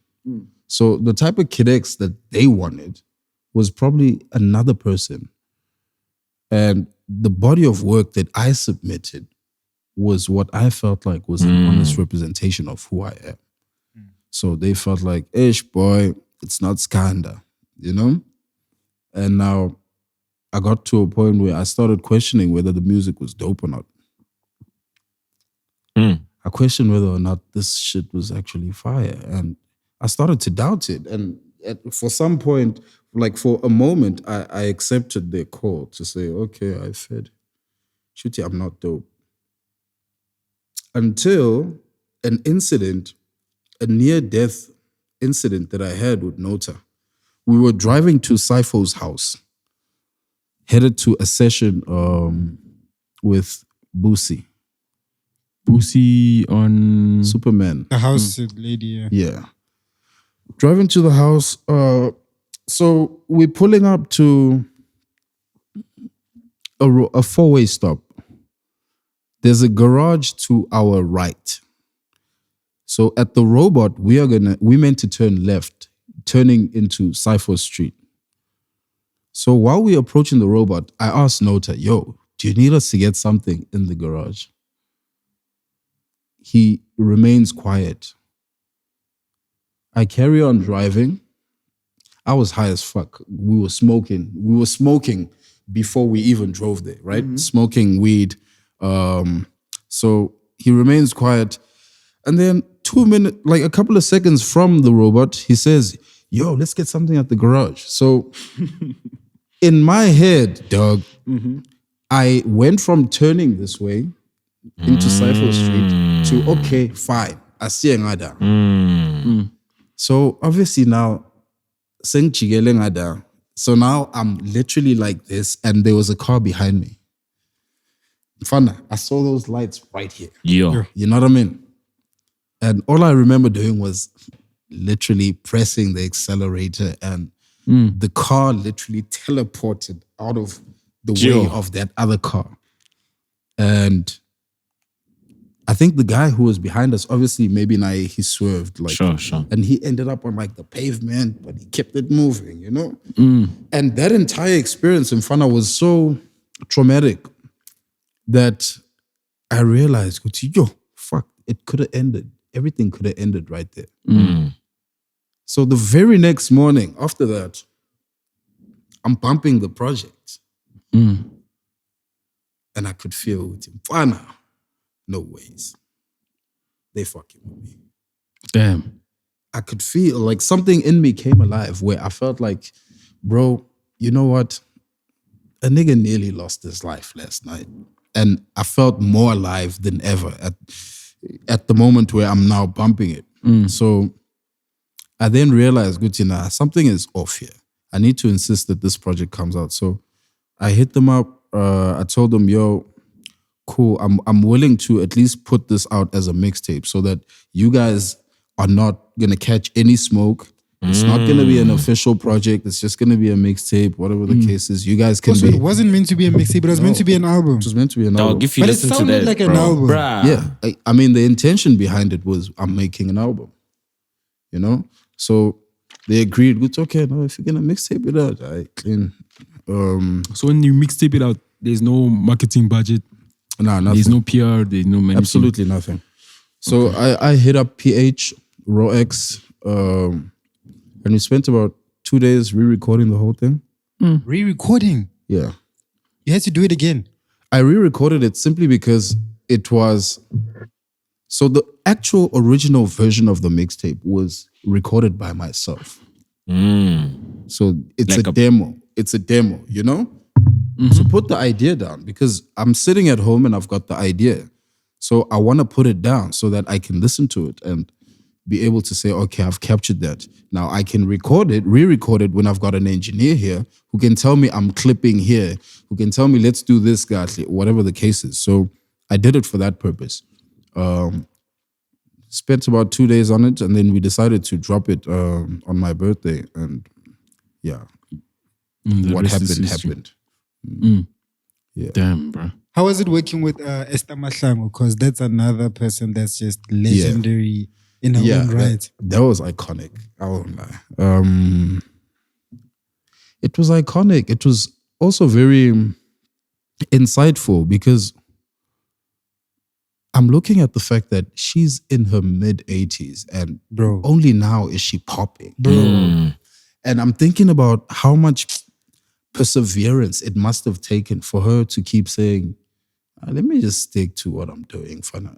My pop is going to come. I mean, it probably got to a point where she even forgot about chasing a pop and was doing it from just sheer love of what she was doing, you know?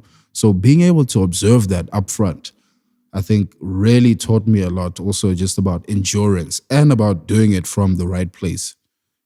Because it's important to do it from a place of, I'm doing it because I love it. And everything else that comes as a spring off from that is a bonus. But your fulfillment comes from doing it. Yeah. So yeah, that's... The link up with her, how did it happen? Did you pick her or... No, I didn't pick her. It was definitely not my idea. I think it was Nota's idea, if I'm being honest, yeah. That's dope. Yeah. You said she was doing work with like Rolls Royce, dog. She designed Rolls Royces inside, bruh. Yeah. Esther Mahlangu was just on a whole nother She have a level. CD worth like 80K or something. Yeah, the CD... You actually have one of the CDs. Yeah, so the cover or the actual CD of the album, TDK, she hand designed that. And that cost quite a bit. Bruh, that's like the same Shandy's Bo Kanye West too. You see what Watch the Throne? Yeah. The cover was designed by some Sure, they'll go get an actual artist. crazy. Yeah. Yeah, 100%, dog. That's crazy. So this time you're working on your own, because I did come to that TDK launch in Pretoria, and I saw The art. Yeah, Come to the art joint. yes. Shout out. I don't know. It was a point where I just saw salt. Yes. I don't know. There was a guy throwing There was a salt. Yeah, there was a salt I've seen artist. those. I've seen those. Yeah, like he literally did that. He had like coloring books with like the artwork of the album, the kit there. Yeah. And like all those kind of stuff, you know. It was dope. Speaking of TDK, didn't Makwa sabotage the album rollout or something?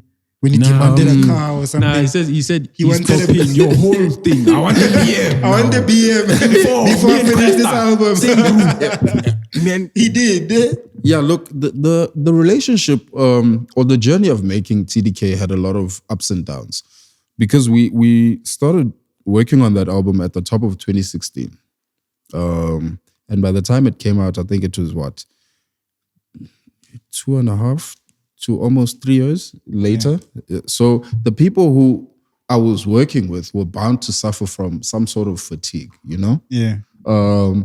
I know that there were complications with Makwa and the label and him feeling like certain things that he was expecting or that they'd agreed upon were not being done. So he was also taking his stand as a man to say, okay, I'm putting my tools down and until you guys do 1, 2, 3. So, But you don't think it's crazy that he demanded a whole car, bro? it's Like which other producer don't have you know. heard that has done that before? I don't know if he demanded a whole car. I know we heard specifically. it. He wanted an M, like you want a PM. Yeah, he said a So he said it. Yeah, 3 series. Yeah. He stopped everything. Yeah, Hard drive, everything switch off. But him wanting a car, I understood it as you owe me the value of the car. So you can either give me the cash or we can do it the easy way. Just give me. Apparently they gave it to him as an advance or something like that. They bought the car with his advance. That's what I heard. No. But that's not true. That's not my understanding. My understanding was what was spent on the car was money that he the would have studio. needed to be paid for because of his works. Oh yeah, you're right. Actually, yeah. Yeah. Hey, So now we're getting into the nice conversation. So now you start your own career as Yeah. Kid X. yeah. You are independent at this time. Like Right now. After CashTime Live. I'm independent in the sense that I'm signed directly to Sony. Yes. Okay, you signed directly to Sony. Yeah. So I know that at this point you're in a conversation with your masters and getting them back and all that kind of jazz. So Yeah. do you ever approach KO to say, or Sony that, yeah, I'm looking to get back my masters? My masters are actually not even with Sony. My masters, I think, are with Africori. Africori. Yeah. This is for TD, this is for 3/4 pace specifically. You know? So yeah, that's an issue that I'm still repairing right now. To make sure that the masters are back in my position, because there's honestly no reason why those masters are not under my name. So Yeah, your 'cause- masters were sold to them without your but they didn't belong to you at that time. So they were sold to Africori. I think when they signed the CashTime catalog, They sold it when away. they signed a deal with a distributor, which is Africori, they included my project in that. How many projects? I don't know. I think it's all the project. No. It's just the For you, mixtape. for you. It's just Oh, the it's just the mixtape. mixtape. And obviously then you have all the other loose songs. So Which is your passing specials, your Yo. sevens, Yo. your cooler bags. Yo. But Cooler the thing is with those, because those were like cash time releases, there's nothing wrong with that, you know? But if you listen to the story I just told you about the mixtape Right. and the fact That was your release. and the fact that monetarily, I'm the person who Should be had to benefiting. pay for everything that had to do with that project. Yeah. Then And then the distribution, you gave it straight to them to distribute for you. no, it's not something that I actively did, but because I was still under the imprint. So they could do it. Yeah, because what happened is after the project started popping and it did the numbers that it did, they called me in. They said, "Yo, I think we need to put the shit on iTunes." You know? They didn't say, I think we want it. They came with another story. I think we need to put it on iTunes. Yeah, good to you. I think it would be best if we put it on iTunes because obviously we can see Gucci. Also, so when The this shit is is fly. happening, don't they say, yo, bro, you actually dropped some fire. We should have listened to you. I haven't had that chat with anyone. Yeah, I know. But Zinga also said it, that they Nah. never say that to you. Do you think KO could have done better by you though, in terms of just the business dealings and everything? I don't know. I think I'm my biggest letdown simply because in the industry we're in, bro, it's your duty to know what is actually meant to accrue towards you. That's accountability right there. The first person who I need to look at is myself, because me expecting more than I expect of myself from the next man is like ridiculous, you know? So if I'm not putting myself in positions where I know, okay, these are the things that these people need to be accountable for, then I'm really not doing it at the level that I need to do it at. That's part of the reason why I actually like decided to go back to school this year to study music. So I'm studying music like this year. Like full composer Full-on. and all those things. Like Yeah, my modules are sound engineering, music business, arranging and production, and then keyboard and electronic music. Nice. So that's essentially why I did it. Simply because I never want to point a finger at such and such did me wrong. Because I've noticed the pattern and I realized, Guti, in the industry, if you don't have the knowledge, no one's going to volunteer the knowledge. Everyone's going to wait for you to ask the question about the knowledge. But if you don't ask the question, Fana, Shuti, you don't know. So we're going to keep it moving. the worst thing you can ever do is not ask. Even know though what it's I a mean? stupid question. At least ask. Yeah. But Nakona, if you don't know that there's such a question, you'll never To be asked. you'll never ask. So So you, at this point, I saw you go out on social media a couple of months ago saying that, yo, I don't stream this song and all that. Is it because of the dispute and you think, because sometimes when you're going through this dispute, to shake up, I'm just saying from my perspective, to shake up the other party, you need to show how strong your fan base is, like what Dave Chappelle had to do, you know. So when you went out there to say, yo, don't stream this, I'm still sorry about my masters. What was going on in your head at that time? And what did you think was that gonna accomplish, you know? Yeah. I think at that stage, I'd realized, Guti, that project that I had to sweat so much for is not necessarily benefiting me. You know? It's in the wrong hands. And this came from obviously now the fact that I'm at school and I'm learning about a lot of these things, you know? So for me, it just felt like I don't want people who love and appreciate my music to go on and do something that doesn't necessarily trickle back towards me and improves my standard of living and makes sure that my entire estate is well taken care of. So that's the standpoint that I was coming from. Did you get advances or what? Like, how did they pay you for that? Who? Like for having your album, your music. How did you didn't get compensated? No, nothing. How? That's impossible though. Nothing. Bro. You can't get nothing. But what do you mean in terms of... Did they give you any sort of money? Like, did they fund your project? Did they take care of your living? But that's why I want the project back, because they did nothing. Because you can only... The person who commissions the recording and the project and pays for it is actually the person who will own the master, right? And that's me in this case. So for that specific project, you know... And everything else was released under CashTime, recorded by the expenses. So everything else, expenses-wise, the other singles that I mentioned was a 50-50 thing in terms of taking care of maybe the production and some of the studio time that had to do with making those songs. But so do you own 50% of those? Yeah. Okay, so I should. But obviously... Because I'm sorting all those things out and I'm trying to fix that entire situation, I'll be able to find out where those things stand. But according to my knowledge, they're obviously all at Africori. So yeah, I think when obviously I consolidate everything, those things should be then rightfully distributed. So this wasn't no shot to KO, because everyone thought you were coming for KO. It's not a shot at him, no, dog. For me, it's trying to get my work in the rightful place. You know? It's got nothing to do with the man. Noguti, he's not the only owner of CashTime. There's other shareholders, you know, who could feel like, oh, this is an attack on me, you know?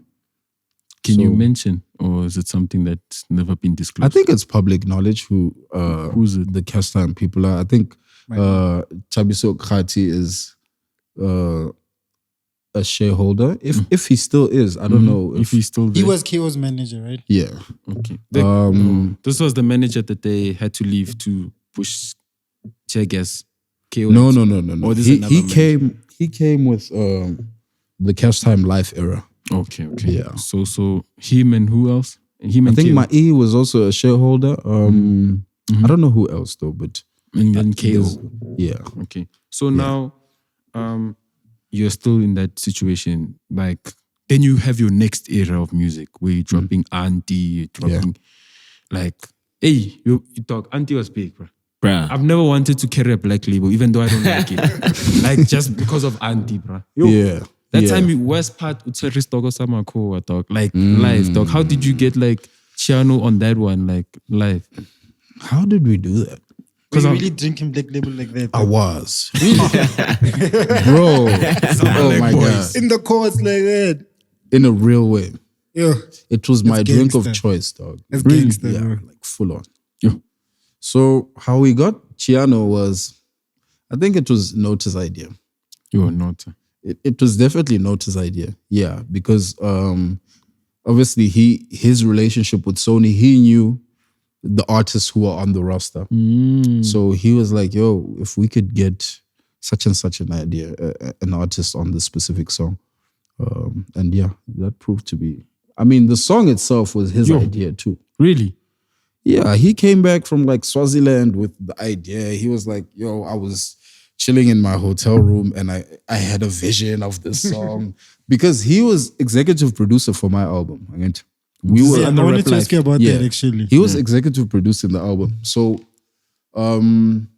literally like from 2016, we all lived together. We'd spend a ridiculous amount of time together just making the music. So obviously then towards the end of the project, where now we looking for the lead singles and we're making specific songs for certain purposes, he then said, yo, we need a specific song to actually go out with. And then he had that premonition that he had. So he came back and he said, yo, we need to do 1, 2, 3, 1, 2, 3. It's not what he says it is as far as like composing and albums. Because sometimes, you know, when you look at Note, you're like, How was he working? How was he as an executive producer then? Because Marco says he's an asshole. He's crazy. Marco says he's a dick. What do you mean he's crazy? He's crazy. Hey, you remember an incident where he just walks in and says, scrap the album. We're starting from scratch. No, he's never said that. But I think because TDK was a double disc, by the time I was done with disc 1, he told me, okay, Clean, we need to make a whole nother disc. We halfway. So at that point, I'm thinking, fuck, I'm done with the project. And this man tells me we only halfway. So that for me became like a very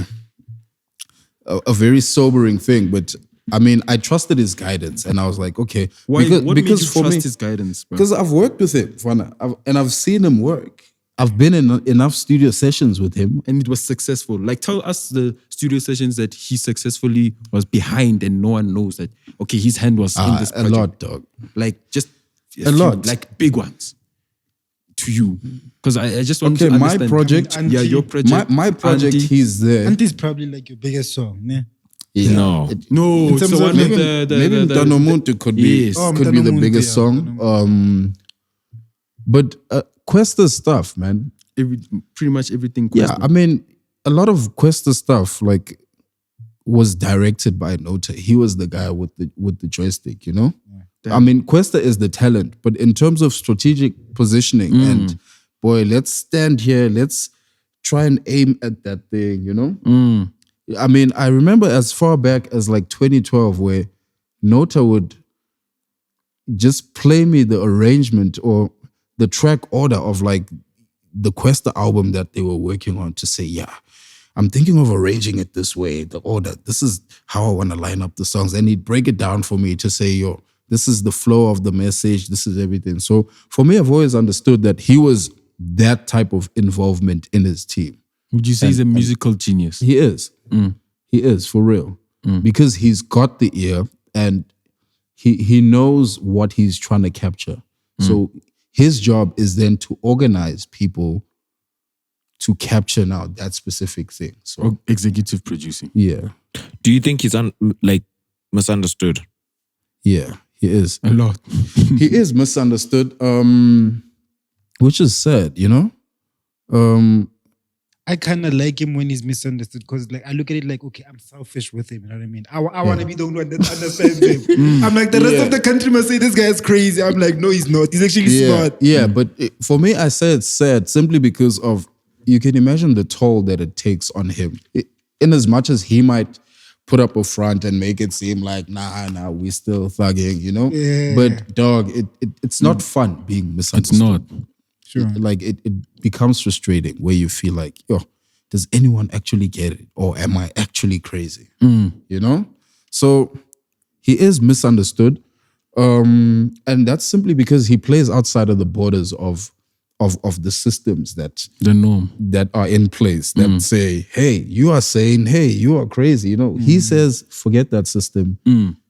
I'm moving in my own way, which is commendable. So how do you leave CashTime and jump onto the rap life? Because you guys, when you were announcing that rap life thing, Bana were like, African kings, you know, coming together, you know, something like that. So there was a whole like press thing. Guys were taking pictures, sitting on chairs, you know. It was all crazy. Like, how did that all happen? With the Slicker thing. Yeah. Was this the Slicker interview? I think, no, it was some press thing. I saw it was taking pictures. Maybe it was Slicker. I just remember some press thing. You guys were sitting, Questa, you. Yeah. I don't even think TLT was there yet.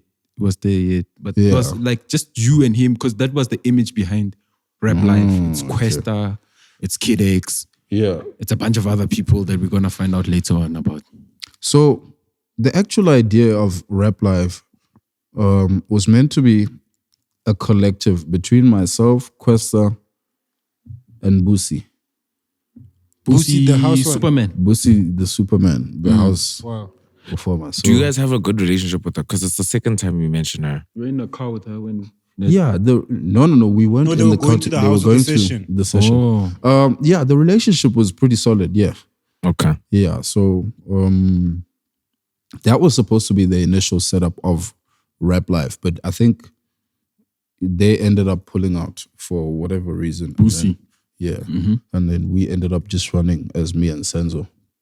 So you guys, by running you two, does it mean you guys came along and say, okay, we'll put up the money together, we will be 50-50 owners and everything? Is that what the idea was? It wasn't like a thing of the faces. You guys were not the faces, you're actually the owners. We were the owner in discussion, yeah. So in conversation, the idea was we are gonna contribute to this thing, but you've got different people who contribute different things. So what was your contribution? my contribution was my brand value. So then you had other partners who would contribute skill set. My crew. Nota would contribute. So La Vida was part of his skill set. So there were 4 partners. It was myself, Questa, it was Leroy, it was Nota. So obviously then we split the shares. Questa was the majority shareholder. And then Nota, Leroy, and I Minority. owned equal amounts of shares. So that became that. And yeah, that's how business proceeded. But why was the on narrative paper? But on paper, nothing had actually been signed? officialized. Yeah, So this was all just talk. it was talk that we actioned. Yes. By So- action, what was the action? So if you are a 20% shareholder, if we are having meetings, that's what you are contributing in terms of your voice and your vote and so forth. Okay, that makes So when the paper, wait, before I go to the paper conversation, why was the narrative that Questa was signing you? Because that was what was coming out in the media. Yeah. Like everywhere we go, when you hear about Rap Life, it's like Questa signs Kid X. you know? Yeah. I think it's easy for people to see it that way simply because if you look at the structure that he was working under, prior to us actually forming this rap like thing, it didn't really change. It stayed the same, and it's almost like I'm just the guy who joined in. So also because his brand was at a very high level at that point, it's easy for people to look at it and think this guy is actually signing this guy. Didn't it get to you that they didn't know that you were actually a partner? No, definitely not. It didn't affect me simply because I don't weigh or I don't put too much stock behind that. I think the important thing for me is knowing exactly what we are doing in that situation and the relationship with obviously the man. So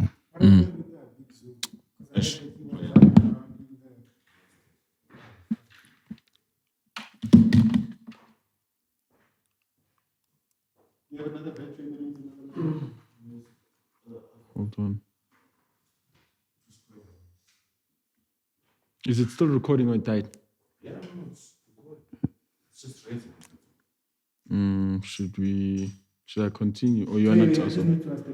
But you're going far to the end, dog. Rap Life's conversation just started.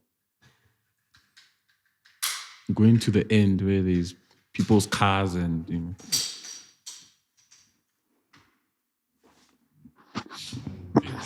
Nothing hectic, man. No, I'm saying to nothing hectic. What? The questions? Nah, dog. Nothing. Oh, so we're rolling.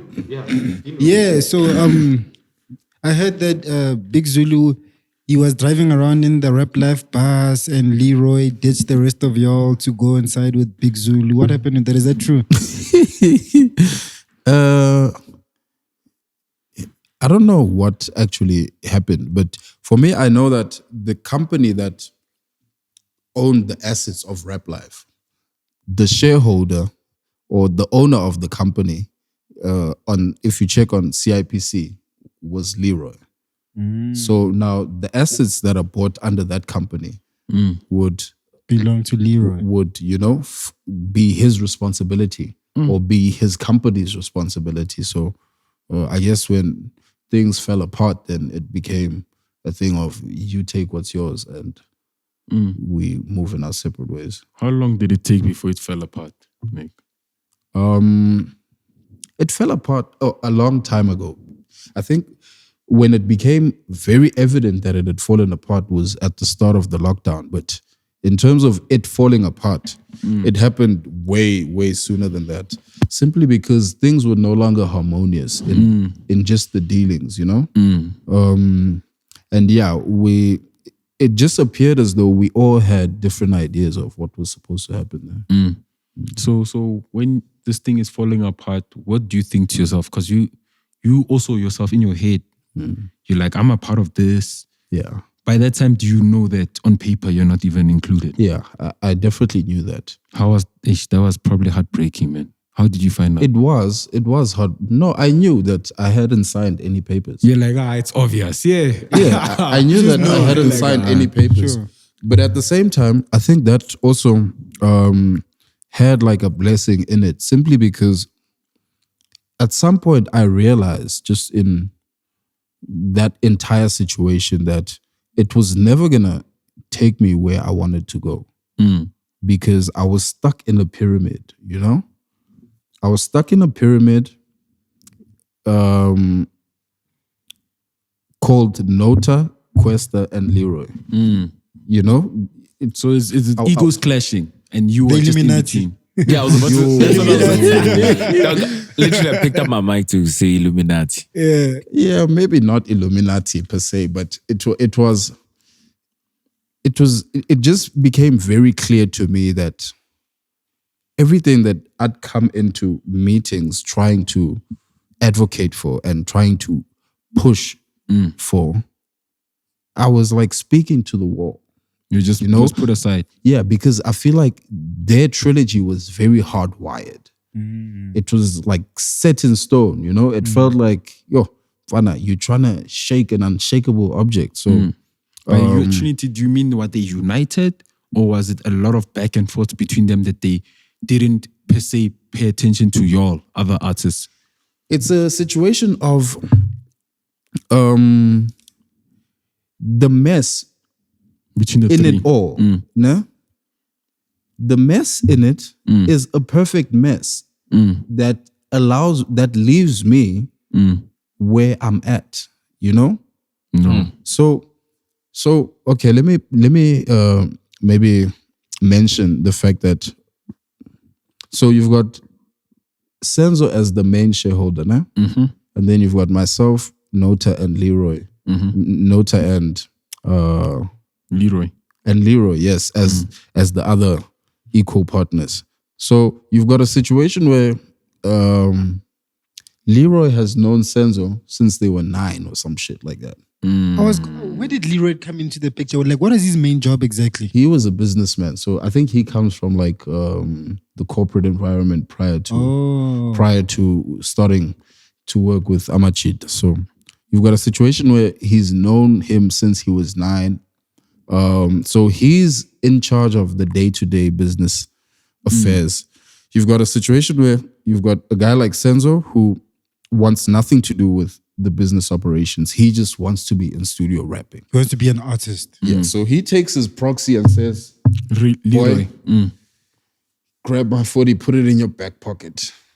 So effectively what you've got there is a guy like Leroy who's making executive decisions without you guys even sitting to vote about anything, simply because they've already, you know? Or they've collided with their shares. Yeah. Okay. They're already sitting on a majority. So you end up frustrated with your minority shareholding, trying to shake things up and trying to make certain changes to things, but none of that is actually possible because they've already formed this majority. But on top of that, you've got also another guy Nota. Nota becomes a guy who is not directly part of this thing, but he's part of that thing. You know what I mean? So it's the perfect pyramid. The one guy is he's playing like, yo, I'm not doing this thing. You've got the one guy who's shooting the gun. You've got the other guy who's chilling with you and telling you, yo, you know? Yeah. And they're all benefiting from that entire... Sounds like a functioning trilogy though, you know what I mean? Yeah, it is. Sounds like it was doing its job. Yeah. It's now, what is its job? I don't know. It's getting nowhere. What is its job? Just servicing one artist, I think. 100%. You know? Damn. So, I mean, that's that. So this was all happening that time of Spirit and Good. 100%. Well, more Spirit than Good. Good because, yeah. So at this point, you dropped Thank the King and then you decided, okay, I need to do my own thing after that. You're not dropping another project there. Yeah. Simply because I think I wasn't going to drop another project there because if you look at the pecking order, we were supposed to then get a project by TLT before I'm even considered to drop another project, you know? Because that's the entire setup that we were going for. We were trying to create a platform for other artists to come in. Guys like Markwa were meant to also drop projects. But I mean, it ended up being a mess that no one actually had control over, in as much as the fight of it was fighting for control. But it ended up just falling apart. And I think at the start of the lockdown is when the cracks became very evident because to that's when it everyone, started and going it was viral on very social viral. media. Marco was coming out and stuff like, yo, they owe me money. 100%. So the public was now involved. We didn't actually know what was going on inside there. Yeah. But at the beginning of lockdown, it was like, okay, Yeah. these people complaining. Which was wild because you've never seen anything like that. Like labels fall out all the time, dog. But you've never had a front row seat to you know, to TS Records. Here it is happening in front of me. And every other day I'm hearing a new side of the story. You've never. Which was for me bizarre. But another thing that for me also just became apparent was the fact that, okay, I need to just let this happen. And for me, I didn't come out and say anything. Yeah. You know? And if you actually think back, my name didn't come up anywhere. Because you're not on paper. So it almost appeared as though You're not there. I was not in that entire episode at all, dog. So how many projects were released there?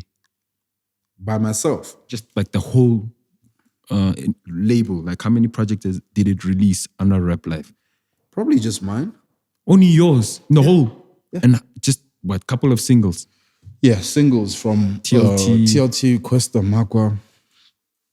So if you're not on paper and a lot of things were like, people are shaking hands, do you own that Thank the King? Is it yours? Yeah. So that's what you fought for. You're like, as long as I have my masters, you can do what you guys are doing. My situation, I get is with Sony. So I've got a direct thing with Sony.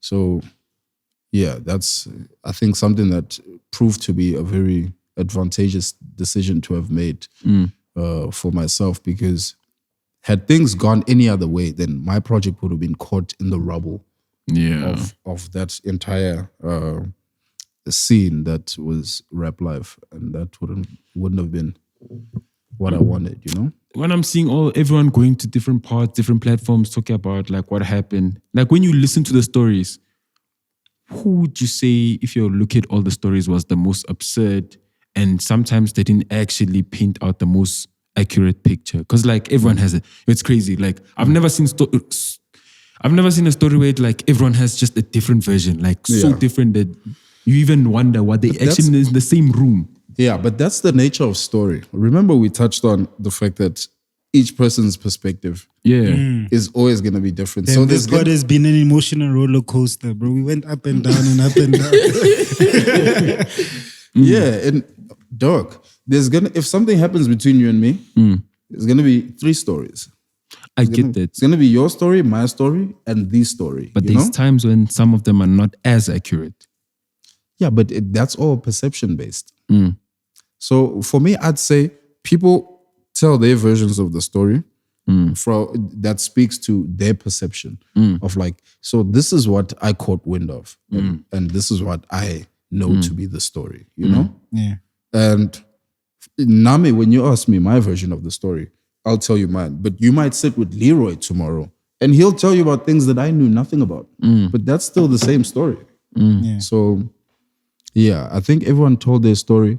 Obviously, you must also consider the fact that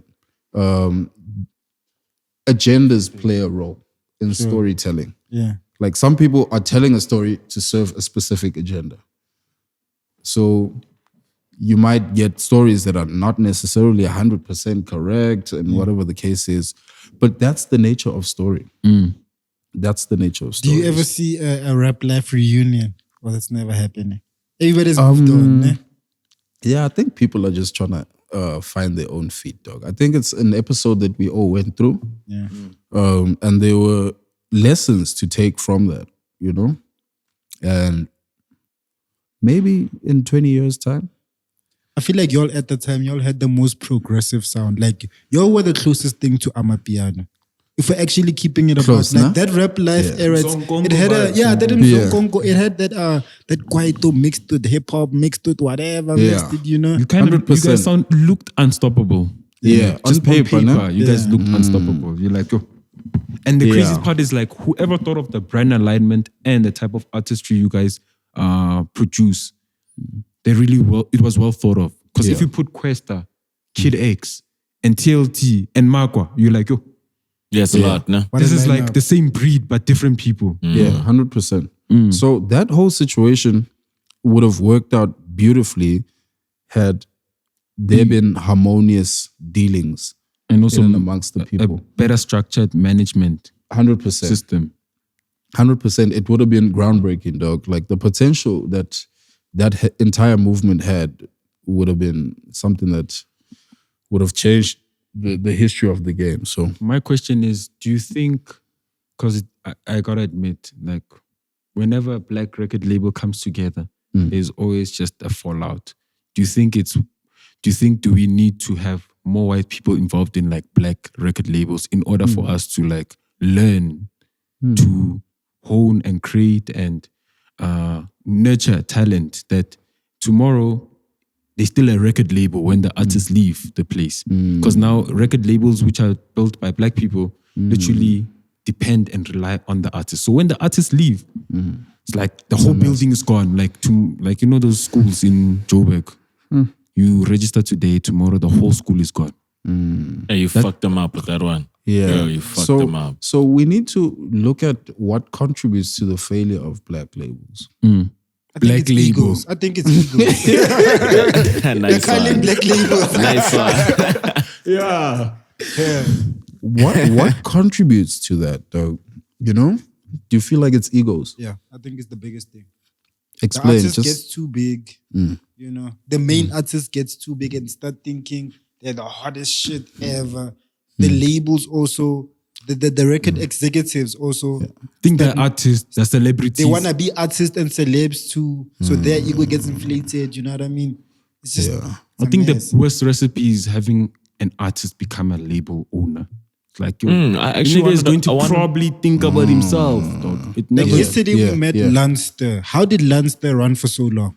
He didn't want to be the artist. Yeah, he's not someone who you can easily pinpoint in a crowd and say that's him. I didn't even know it was him. Like, I've never seen his face. I met him yesterday. I'm like, oh, this is him. Just looks like just like a regular person. You know what I mean? And you see the whole catalog. There's like, because he didn't. I think he didn't have the artist competing with the artist for attention, trying to be all in the music videos. It's a strict night said. Personally, I feel like it's a problem that we have just as a black nation. We starved of like real quality leaders. Leadership is like, I think, very instrumental in the liberation or but in having a successful movement, in having a successful record label, you need a good leader, dog. You know, who's knowledgeable about the music business, who's also good at managing people and can really navigate the entire ship. And I feel like that's what we have a problem with. You had something close to that. You had a Nota. I don't think it's that good with people, but you had everything else, all those other qualities. Yeah, but I think the difference with that situation is that now the leadership in that scenario it's got more than one head. You know what I mean? So who's the leader between Leroy and Nota in that environment? Yeah, it's Leroy, dog. Yeah, because he's got Questa close to him, you know. He got Questa close to him. You know, so what ends up happening is you have now a fight for Questa, a tug of war for Questa's 40% between the two guys. Yeah, I mean, not literally, but I mean, subconsciously, that ends up being like that Leroy literally slapped Nota. Wait, that happened? I think I've heard that, Questa but I didn't say nothing. I wasn't there to witness that, but I think I've heard something like that. So when you're saying there's a tug of war, I can understand that. Literally got physical. Maybe Tumpamas. Yeah, because you're fighting for now a controlling say, you know? Because you know, if I've got this guy in my pocket, then I'm the one who's telling you guys where we're going. So I wanted to the ask quality, also. though, the quality from the leader should have been from Questa, being the majority shareholder. You get what I mean? He's again also the talent. But Questa didn't want anything to do with all of But you can't, it's like claiming certain responsibilities, but you're like, I just want things to be fun, you know. I want to be president, but I want things to be fun. No, but we know that artists don't really know much about the music. Then they should have really thought about giving who actually gets the majority, you know? That should have been a thought. But before. maybe the majority was contingent on like certain things. Yeah, you know what I'm saying? Because maybe he's the cash cow, so give him the 40. He definitely was, yeah. So, you know, but don't you think already that's a recipe for disaster? For some, it definitely is. You quite correct. Because if that person who's got the majority is gonna say, I want everything to be fun. I'm not gonna touch this majority, and then you guys have to run and see who grabs it first. You know, it becomes tough. That's crazy. Do you think that rappers should stop making money for record labels and start podcasting?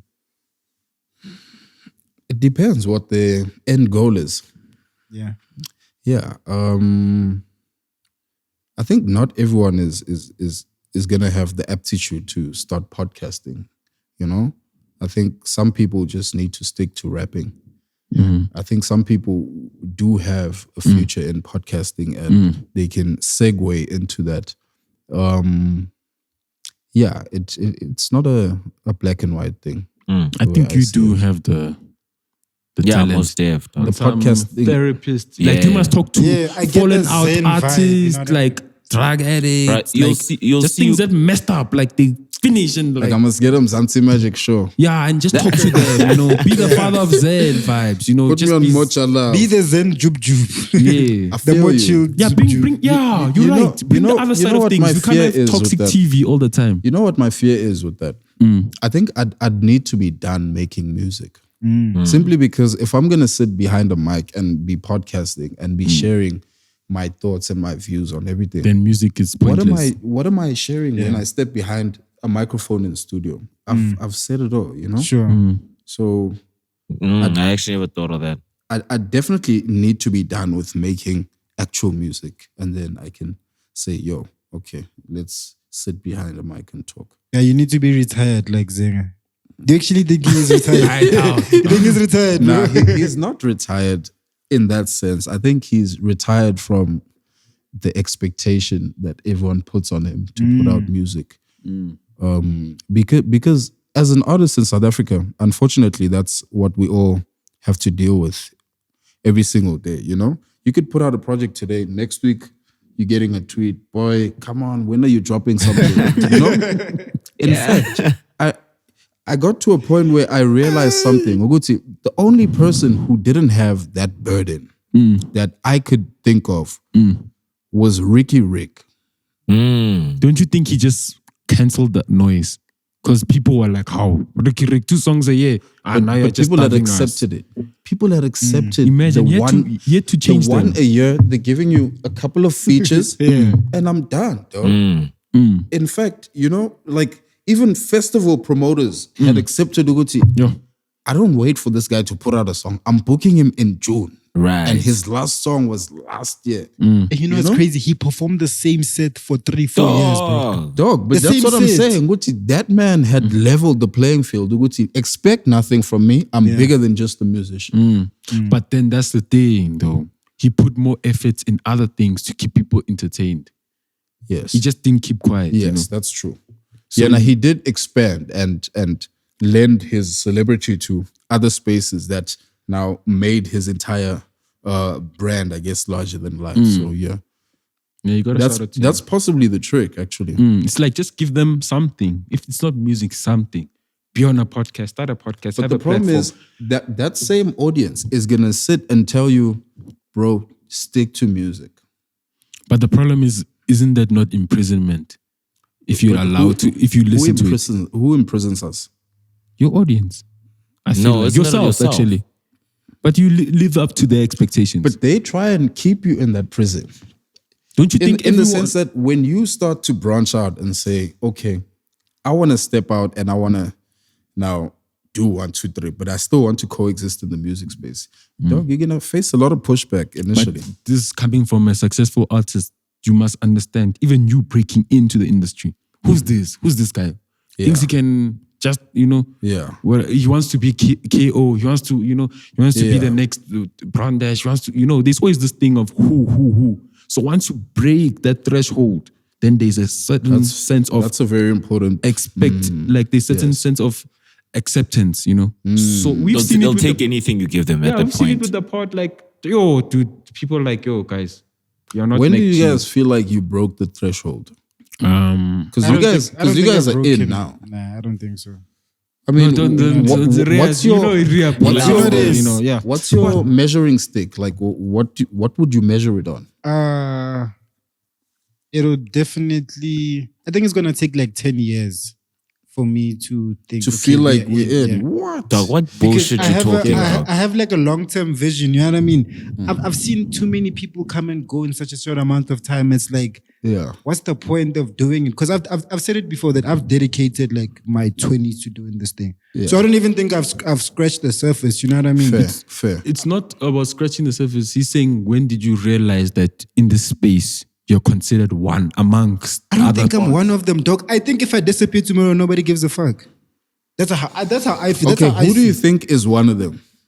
Who do you think is in there? According to, because you've In terms got of a certain podcasting. standard that you, In terms of podcasting, South African I would say podcast. definitely McG and Soul. just them, no? Yeah, just they're the them. only people that you. In podcasting, Yeah, actually, your threshold then is very high of course. because you think everyone else is still. Well, the rest of us Sing are still flames. building. We are still building. That's Yeah, how. no, That's we how are. I Dog, feel. it's still building. It's big, yeah, but your impact is bigger than you think it is. You know. Yeah, but I don't want to live in that space I of feel you. thinking, you know. Yeah, I you prefer I have my own ego inside and my own confidence that's instilled in me. Yeah. I'm on the right path and everything. Yeah. But I don't really want to step out in the public and be like, okay, I think Yeah, I think I've arrived. You know what I mean? Or I expect Granted. everybody to know who I am. I expect everybody to be listening to us. I expect every artist to come want to be interviewed by us. Yeah. I understand that there's certain politics in the game Yes, that I still have to get past, you know? I feel you. But do you think it'll take 10 years? Do you think podcasting will still be a thing in 10 years' time? I think podcasting will still be a thing in 200 years' time. So. That's tough. I think podcasting is a forever thing because it's basically just bringing conversational topics on the table. When have men ever not gotten around and spoke to each other? Just at this time, we are just recording it. You know what I mean? And whoever has the most interesting takes on a certain topic, Yeah. more people would want to hear that. I definitely see myself podcasting in when I'm 60. That's how I see it. This is why I said 10 years. You know what I mean? Yeah, This is why okay, because I fair. know that my mind is not at a level where I can consider myself like an intellectual or someone who has lived through enough experiences. You know what I mean? To be able to provide the type of value that the top podcasters provide. Why So do when you I not listen feel to like you're an intellectual? Here's the thing with the statement that you're making. Huh? yeah. I think you are defining intellectual in a very narrow sense. Because intelligence occurs in a number of ways. There's about 8 different intelligences that you can identify. You know, there's people who have body intelligence. There's people who have inner intelligence. So they know exactly, like knowledge of self. They are very intelligent when it comes to that. There's people who have interpersonal intelligence, who are brilliant at managing relationships. But all of those things are different, no? Yeah. There's people who have intelligence in terms of language use. All of those things are intelligences, dog. There's people who are brilliant when it comes to sport. Would you say that your intelligence gets bigger with more life experience? I think sometimes you are born with a certain aptitude, Yeah. and life, like it sort of chisels that and it refines that. So life experience sort of puts you through certain paces that allows your intelligence to sort of Thrive. form and to come to the surface.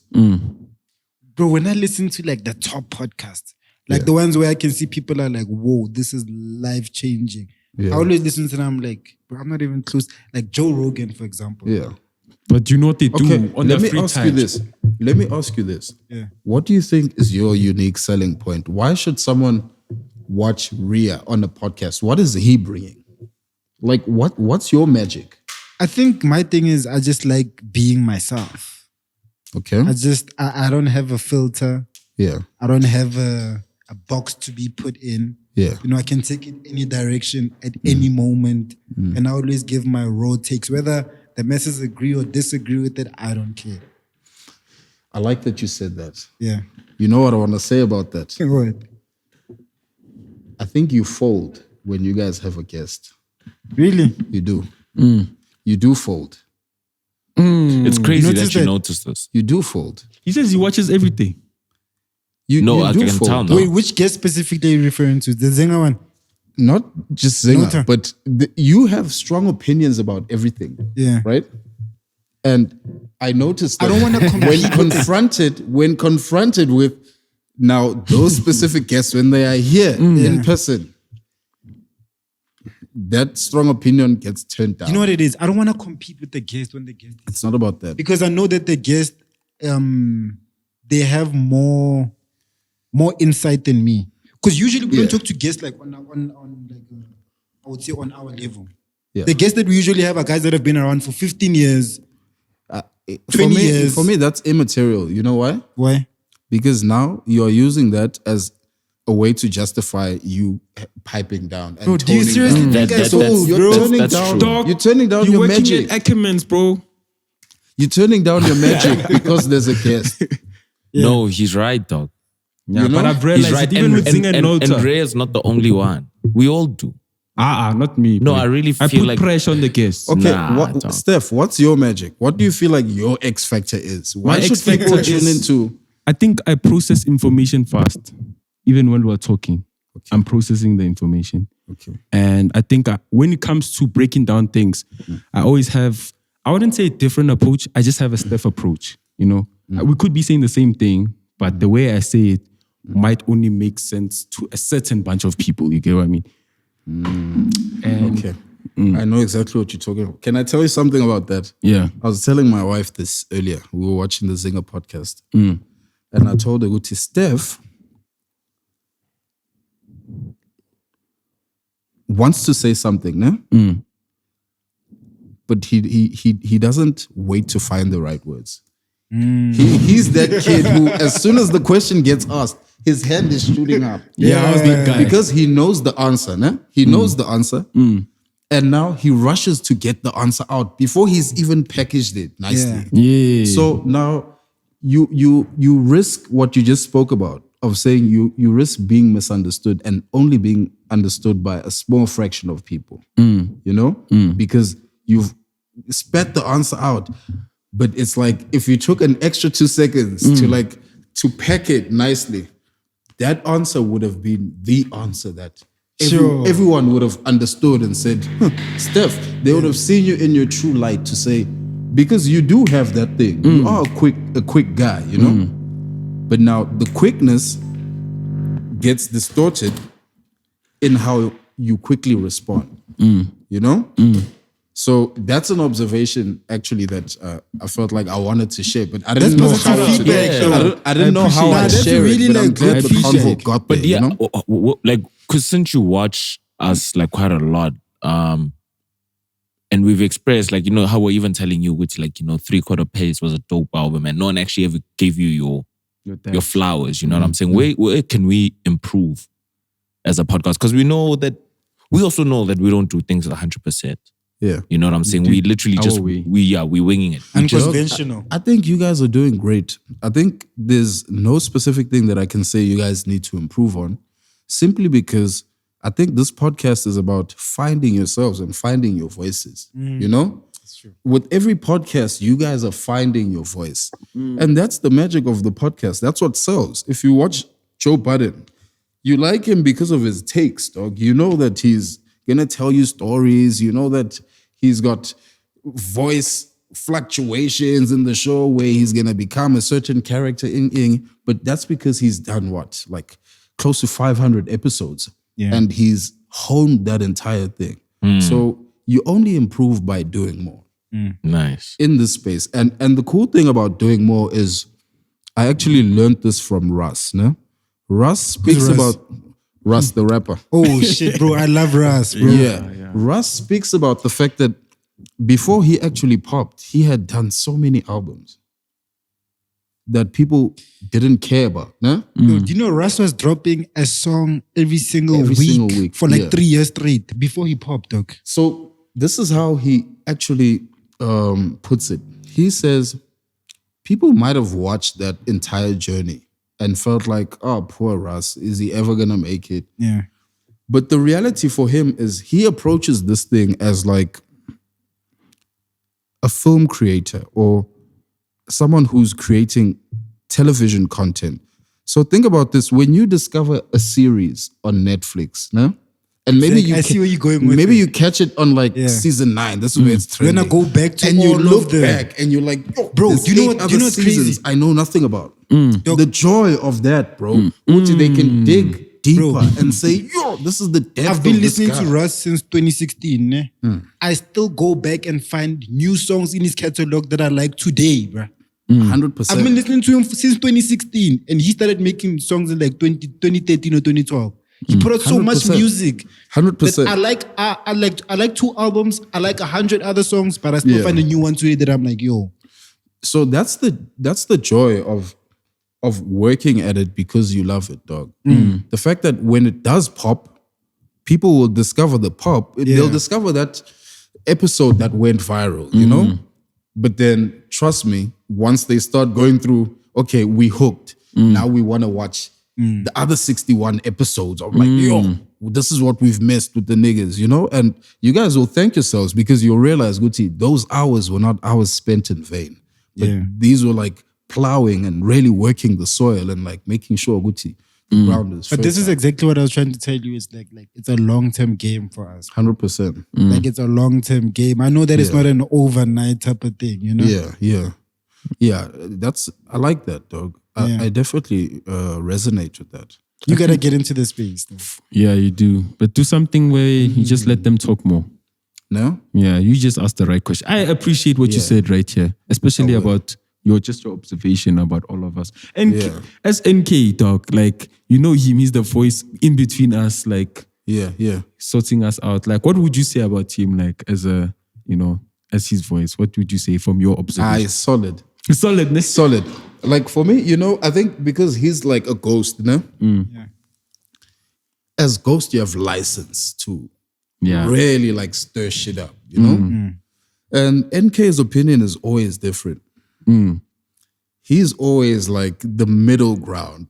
When you're pulling that way and you're pulling that way, he always comes in with in the middle, smack bam in the middle. And I think what makes for interesting podcasts is not necessarily everyone being in agreement of like, okay, the opinions need to be wild, dog. They need to challenge each other because it's really just about really finding a middle ground in the entire thing and really realizing, Uti, damn, we could all be wrong. You know? Definitely. Because I'd rather be wrong with a guest right in front of me than stay on the right lane and never learn why I was wrong. Because mentally, I'll tell myself that, what I'm going to say next might just come off as wrong because I don't exactly know the whole entire story. You get what I mean? But I'd rather throw an outrageous opinion. So you can say, Steph, you're not there. This is where you lost it. Yeah, you're not there because 1, 2, 3, 4, 5. Because me, I appreciate those moments. In my head, it says, yo, I'm not just learning, but the audience at that moment is just like, yo, I never knew that, you know? I feel you. Yeah, I mean. Yeah. I think also, I've told the gents this. I think we love to learn. You know, I think we're students of this entire game. You know what I'm saying? And we love to be like schooled. Yeah. Honestly, we just love to be schooled. So when people will be like in the comments, be like, yo, you niggas got schooled. I mean, that's the whole purpose of this podcast. You know what I'm saying? It's for us it's for growth. Yeah. You know what I'm saying? We know we're not perfect. Yeah. You know, we know also the artist themselves is not perfect, but if we can conduct, you know, just content that's building and ever growing, I think that's the main core or the main purpose of all of this. Yeah. No, shut up, man. You guys are on it. Yeah, thank you so much for being a part of the We never journey. talked about the father of Zen. I just wanted to thank you. No, we need to talk about the father of Zen. Like, okay, let's go into it. so you dropped this as an independent artist. This is officially you as an independent This artist. is me now. Yeah. So when you dropped it, there was you didn't have anxiety, nerves. I did. Because you must remember now there's no, I don't know if there is, but there's no backup of the label, or, you know, a group. Like you dropped it by yourself. So Yeah. So who did you go to seek advice, like counsel, you know? Yeah. Okay, I was nervous, but I was also relieved and excited. Simply because throughout my career, I've always had to fight to put music out. Everywhere. because I know the mixtape at CashTime. Yeah, but if you think about the rap life as well, Yo. where now I Tug of was war, yes. experiencing situations where tools were being put down, and I'm trying to get my shit out, you know? So now that I was in a position where I was in this driver's seat and was able to steer my own ship, there was a level of anxiety, but I think this was like my most fulfilling project, simply because of what it meant and the journey that it was to even make the project. Because that journey and the name of the album for me represents my entire life journey. You know? You mean your being a dad? Yeah, being a dad, but also being a father of Zen. Is it a pun? Like Yeah, Zen? it definitely is a pun. So your child's name is really Zen. Yeah. That's a dope name, bro. Yeah, shout out. I thought it was just like the name of an album, you know, just like Father of Zen. and No, J. Nah. So No, it's definitely my daughter's name, but my daughter was named because that's what I was about. I'm about the Zen way of life, you know? So making that album and having made it through the turmoil of like the rap life collapse, and then we go from that straight into 2 years of lockdown, you know? In that lockdown, before that lockdown, I get married. In that lockdown, we conceive a baby. Do you understand? That's like a lifetime worth of experience. But at the same time, the title Father of Zen is such a heavy thing because I feel like it's what I've been working towards my entire life. You know? A place where I reach like a mindful state, a place where I reach a level of wholesomeness, a level of peace, where I'm able to now deal with my vices that have previously been very prevalent in my life, but now I've gotten to a place where I can manage these things a lot better, and I'm steering my life in a direction that I'm happy with, you know? Because for me, I think finding peace is like second to none, dog, for me, in terms of just the things that I'm aspiring towards, you know? And this album is a journey towards that. So even now, being in a position where I'm able to make that sort of album, for me, I think was a very like big privilege. It was a privilege because it showed me that I'd reached a certain point where I now had the bright idea of saying, let me make an album about this. And then during making the album, there's a lot of growth that I experienced. Once I'd made the album and I felt I was ready to share, for me, that was my moment at the top of the hill where I felt like, yo, finally, guys, I can't, like, nothing else mattered. In fact, whether people enjoyed the album or not, it was never about that. It was about the expression, you know? It was, I've expressed this thing, but more than anything, because we know the power of words and we know that words are like spells and art imitates real life and vice versa. Né? Me having made that album, I've created this world and I am that. I am the father of Zen. You know, that's why I can come here and have the type of chats that we are having here because that's the journey that I've set myself on. And for me, that journey is a very fulfilling journey. That I think when I started rapping, I couldn't imagine that I'd end up going the route that I went. I thought I'd probably end up like a typical rapper, you know. But I think I'm far from typical, just in the direction that I've chosen as a rapper, and I think it also set me up to be something that's beyond a rapper. Like I think rap, if I'm being like 100% honest, I think rap is just like a stepping stone for me to be something else. No, I hear you. So when you, hey my man, before I go any further, you literally, you went through a lot in that lockdown, yeah. Imagine, lobola, marriage, daughter. No wonder you had to leave. Your whole life changed, No wonder you had to leave. I lost my grand too, like my last living grand in that year. Bro, okay. Sorry about that. I was going to a joke now. No, you can bring the joke because made now it we need serious. Now we I need can't a light moment. I mean, like, you did kind of leave like weed and alcohol. I mean, Pampas is expensive. That's what I first thought. I was and artists are not getting booked. Yo, dog. COVID. yo, that time. To be honest with you, I don't even know how I made it through that year. I think family obviously really like came through, you know? Yeah, but And we all needed our family in those times. Bro. Right.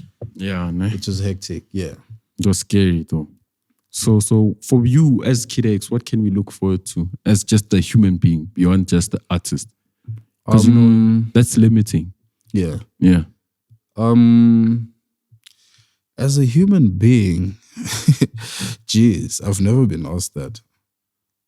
I think you can look Thank you, forward. Steph. Thank you, Steph. You know, I thought of that question. you I stumped took me. your advice. I'm like, let me think You about fucked this them shit. You And I- definitely stumped me there.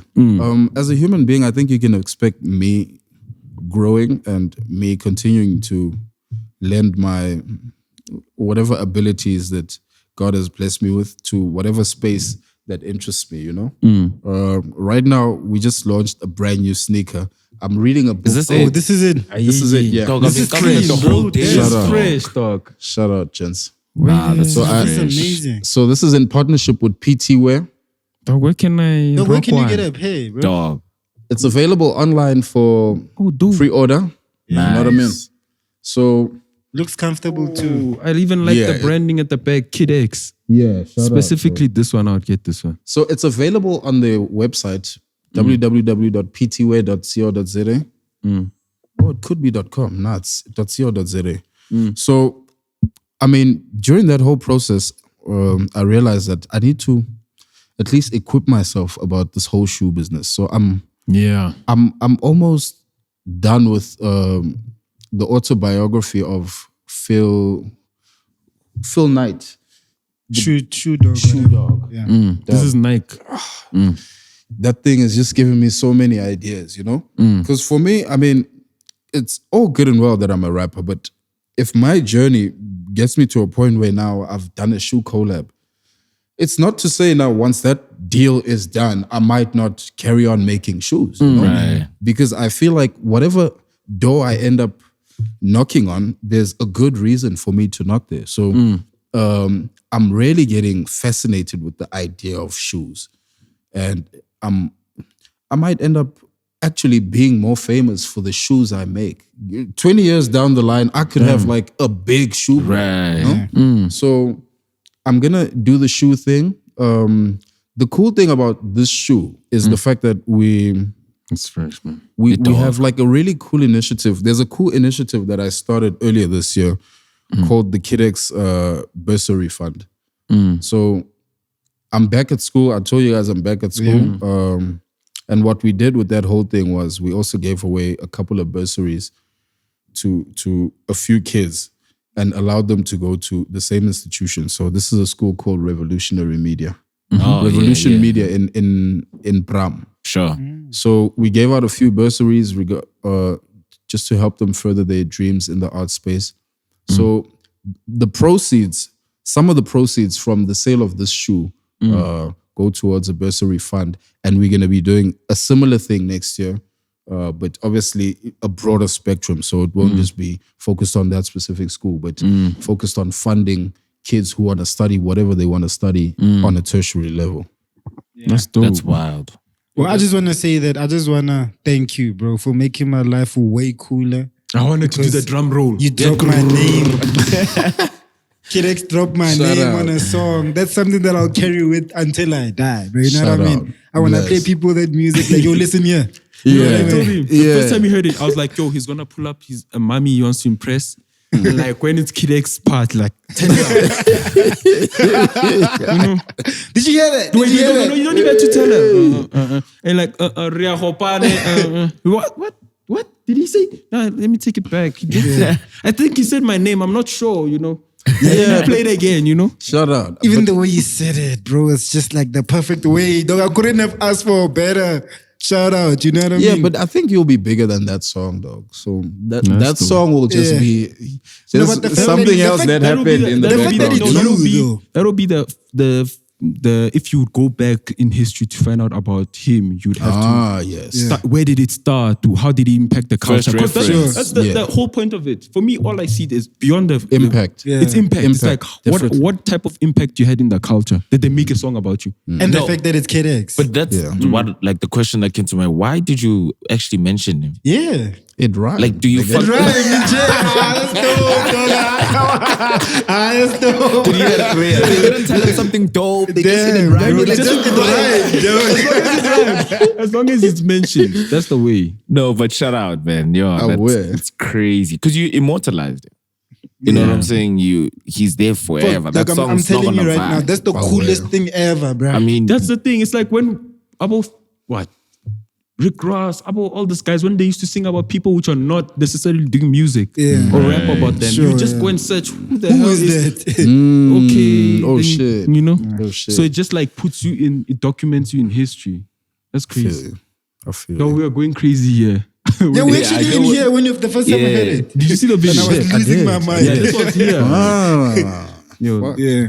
no, shout I out. will. though. I will. But yeah, let's do a shout out to the studio. If you guys want to rent out the studio for your own podcast, hit up the homie Tabiso Mukwena from Waste 22, and then he'll sort you guys out. Shout out to him for hosting us. No, shout out to him. And shout yeah, out. this has been KidX. Thank you so much. bro. Are you? You really are you okay? zened out. Are you zen? Are you, did you say I'm what you gotta zen. say? I'm zen. I think I said everything that I wanted to say, definitely. Okay, no, shout out. Thank you for pulling through. Thank you for yeah, having but me. you need to pull up again, though. Yeah, we Yeah. need to. I think we Yes. need to make him come with someone else. We need to have like That would be dope. with someone. Yeah. Yeah. I think you and Nota will be crazy because Nota Oh is my just God. the anti of you. He's like no zen. He's like no zen. He's like the anti-zen. Yeah, I'm trying to zen him out. Tough. So- Tough No, I think you've assignment. definitely had you've influenced me to look into zenning out and Meditation, meditation. huh? I'm definitely gonna try it out, bro. Do yourself that favor. Yeah, I will. Shout I out. will. Yeah, this has been episode 62. 62. 62. Big 60. He mentioned it just in passing. Yeah, like, he's you know, like 60. since you guys have passed like 61 episodes, I'm like, wait a minute, this nigga watches this shit, dog. Yo, I know. Mindfulness, dog. No, shout bro, out, you shout out. Yeah, I'll just say that, yo. Bless. Episode 62 with Kid X. Can't go wrong, dog. When are you gonna move the kid off your name? I've tried so many times. It's not gonna work. So imagine you just being called X. And Yeah, then it's people also say, just too vague, you know? yeah. Just X as a name. Zenex. yo. I Zen. like a I might superhero. just have to run with Father of Zen as a name, you know? That's long, bro. Nah, but that's And dope, Father though. for short. But that's dope, even farther. Now you're Call getting into yourself this thing boss. of Call yourself you're boss. changing your name too many times, bro. Call yourself boss. Zinga's changing his name a million times. Now he's Buddha T or whatever that he is. Now the Caesar Alakain and Risen. Dog, call yourself boss. Boss. Voss You now? should be boss. Father of Zen. Boss. FOZ. Boss. Nah, No, agent. even he, dog, come on. Let's wrap it up, man. Away. Shout out. Shout out. Where? That was fine. Your personality shines.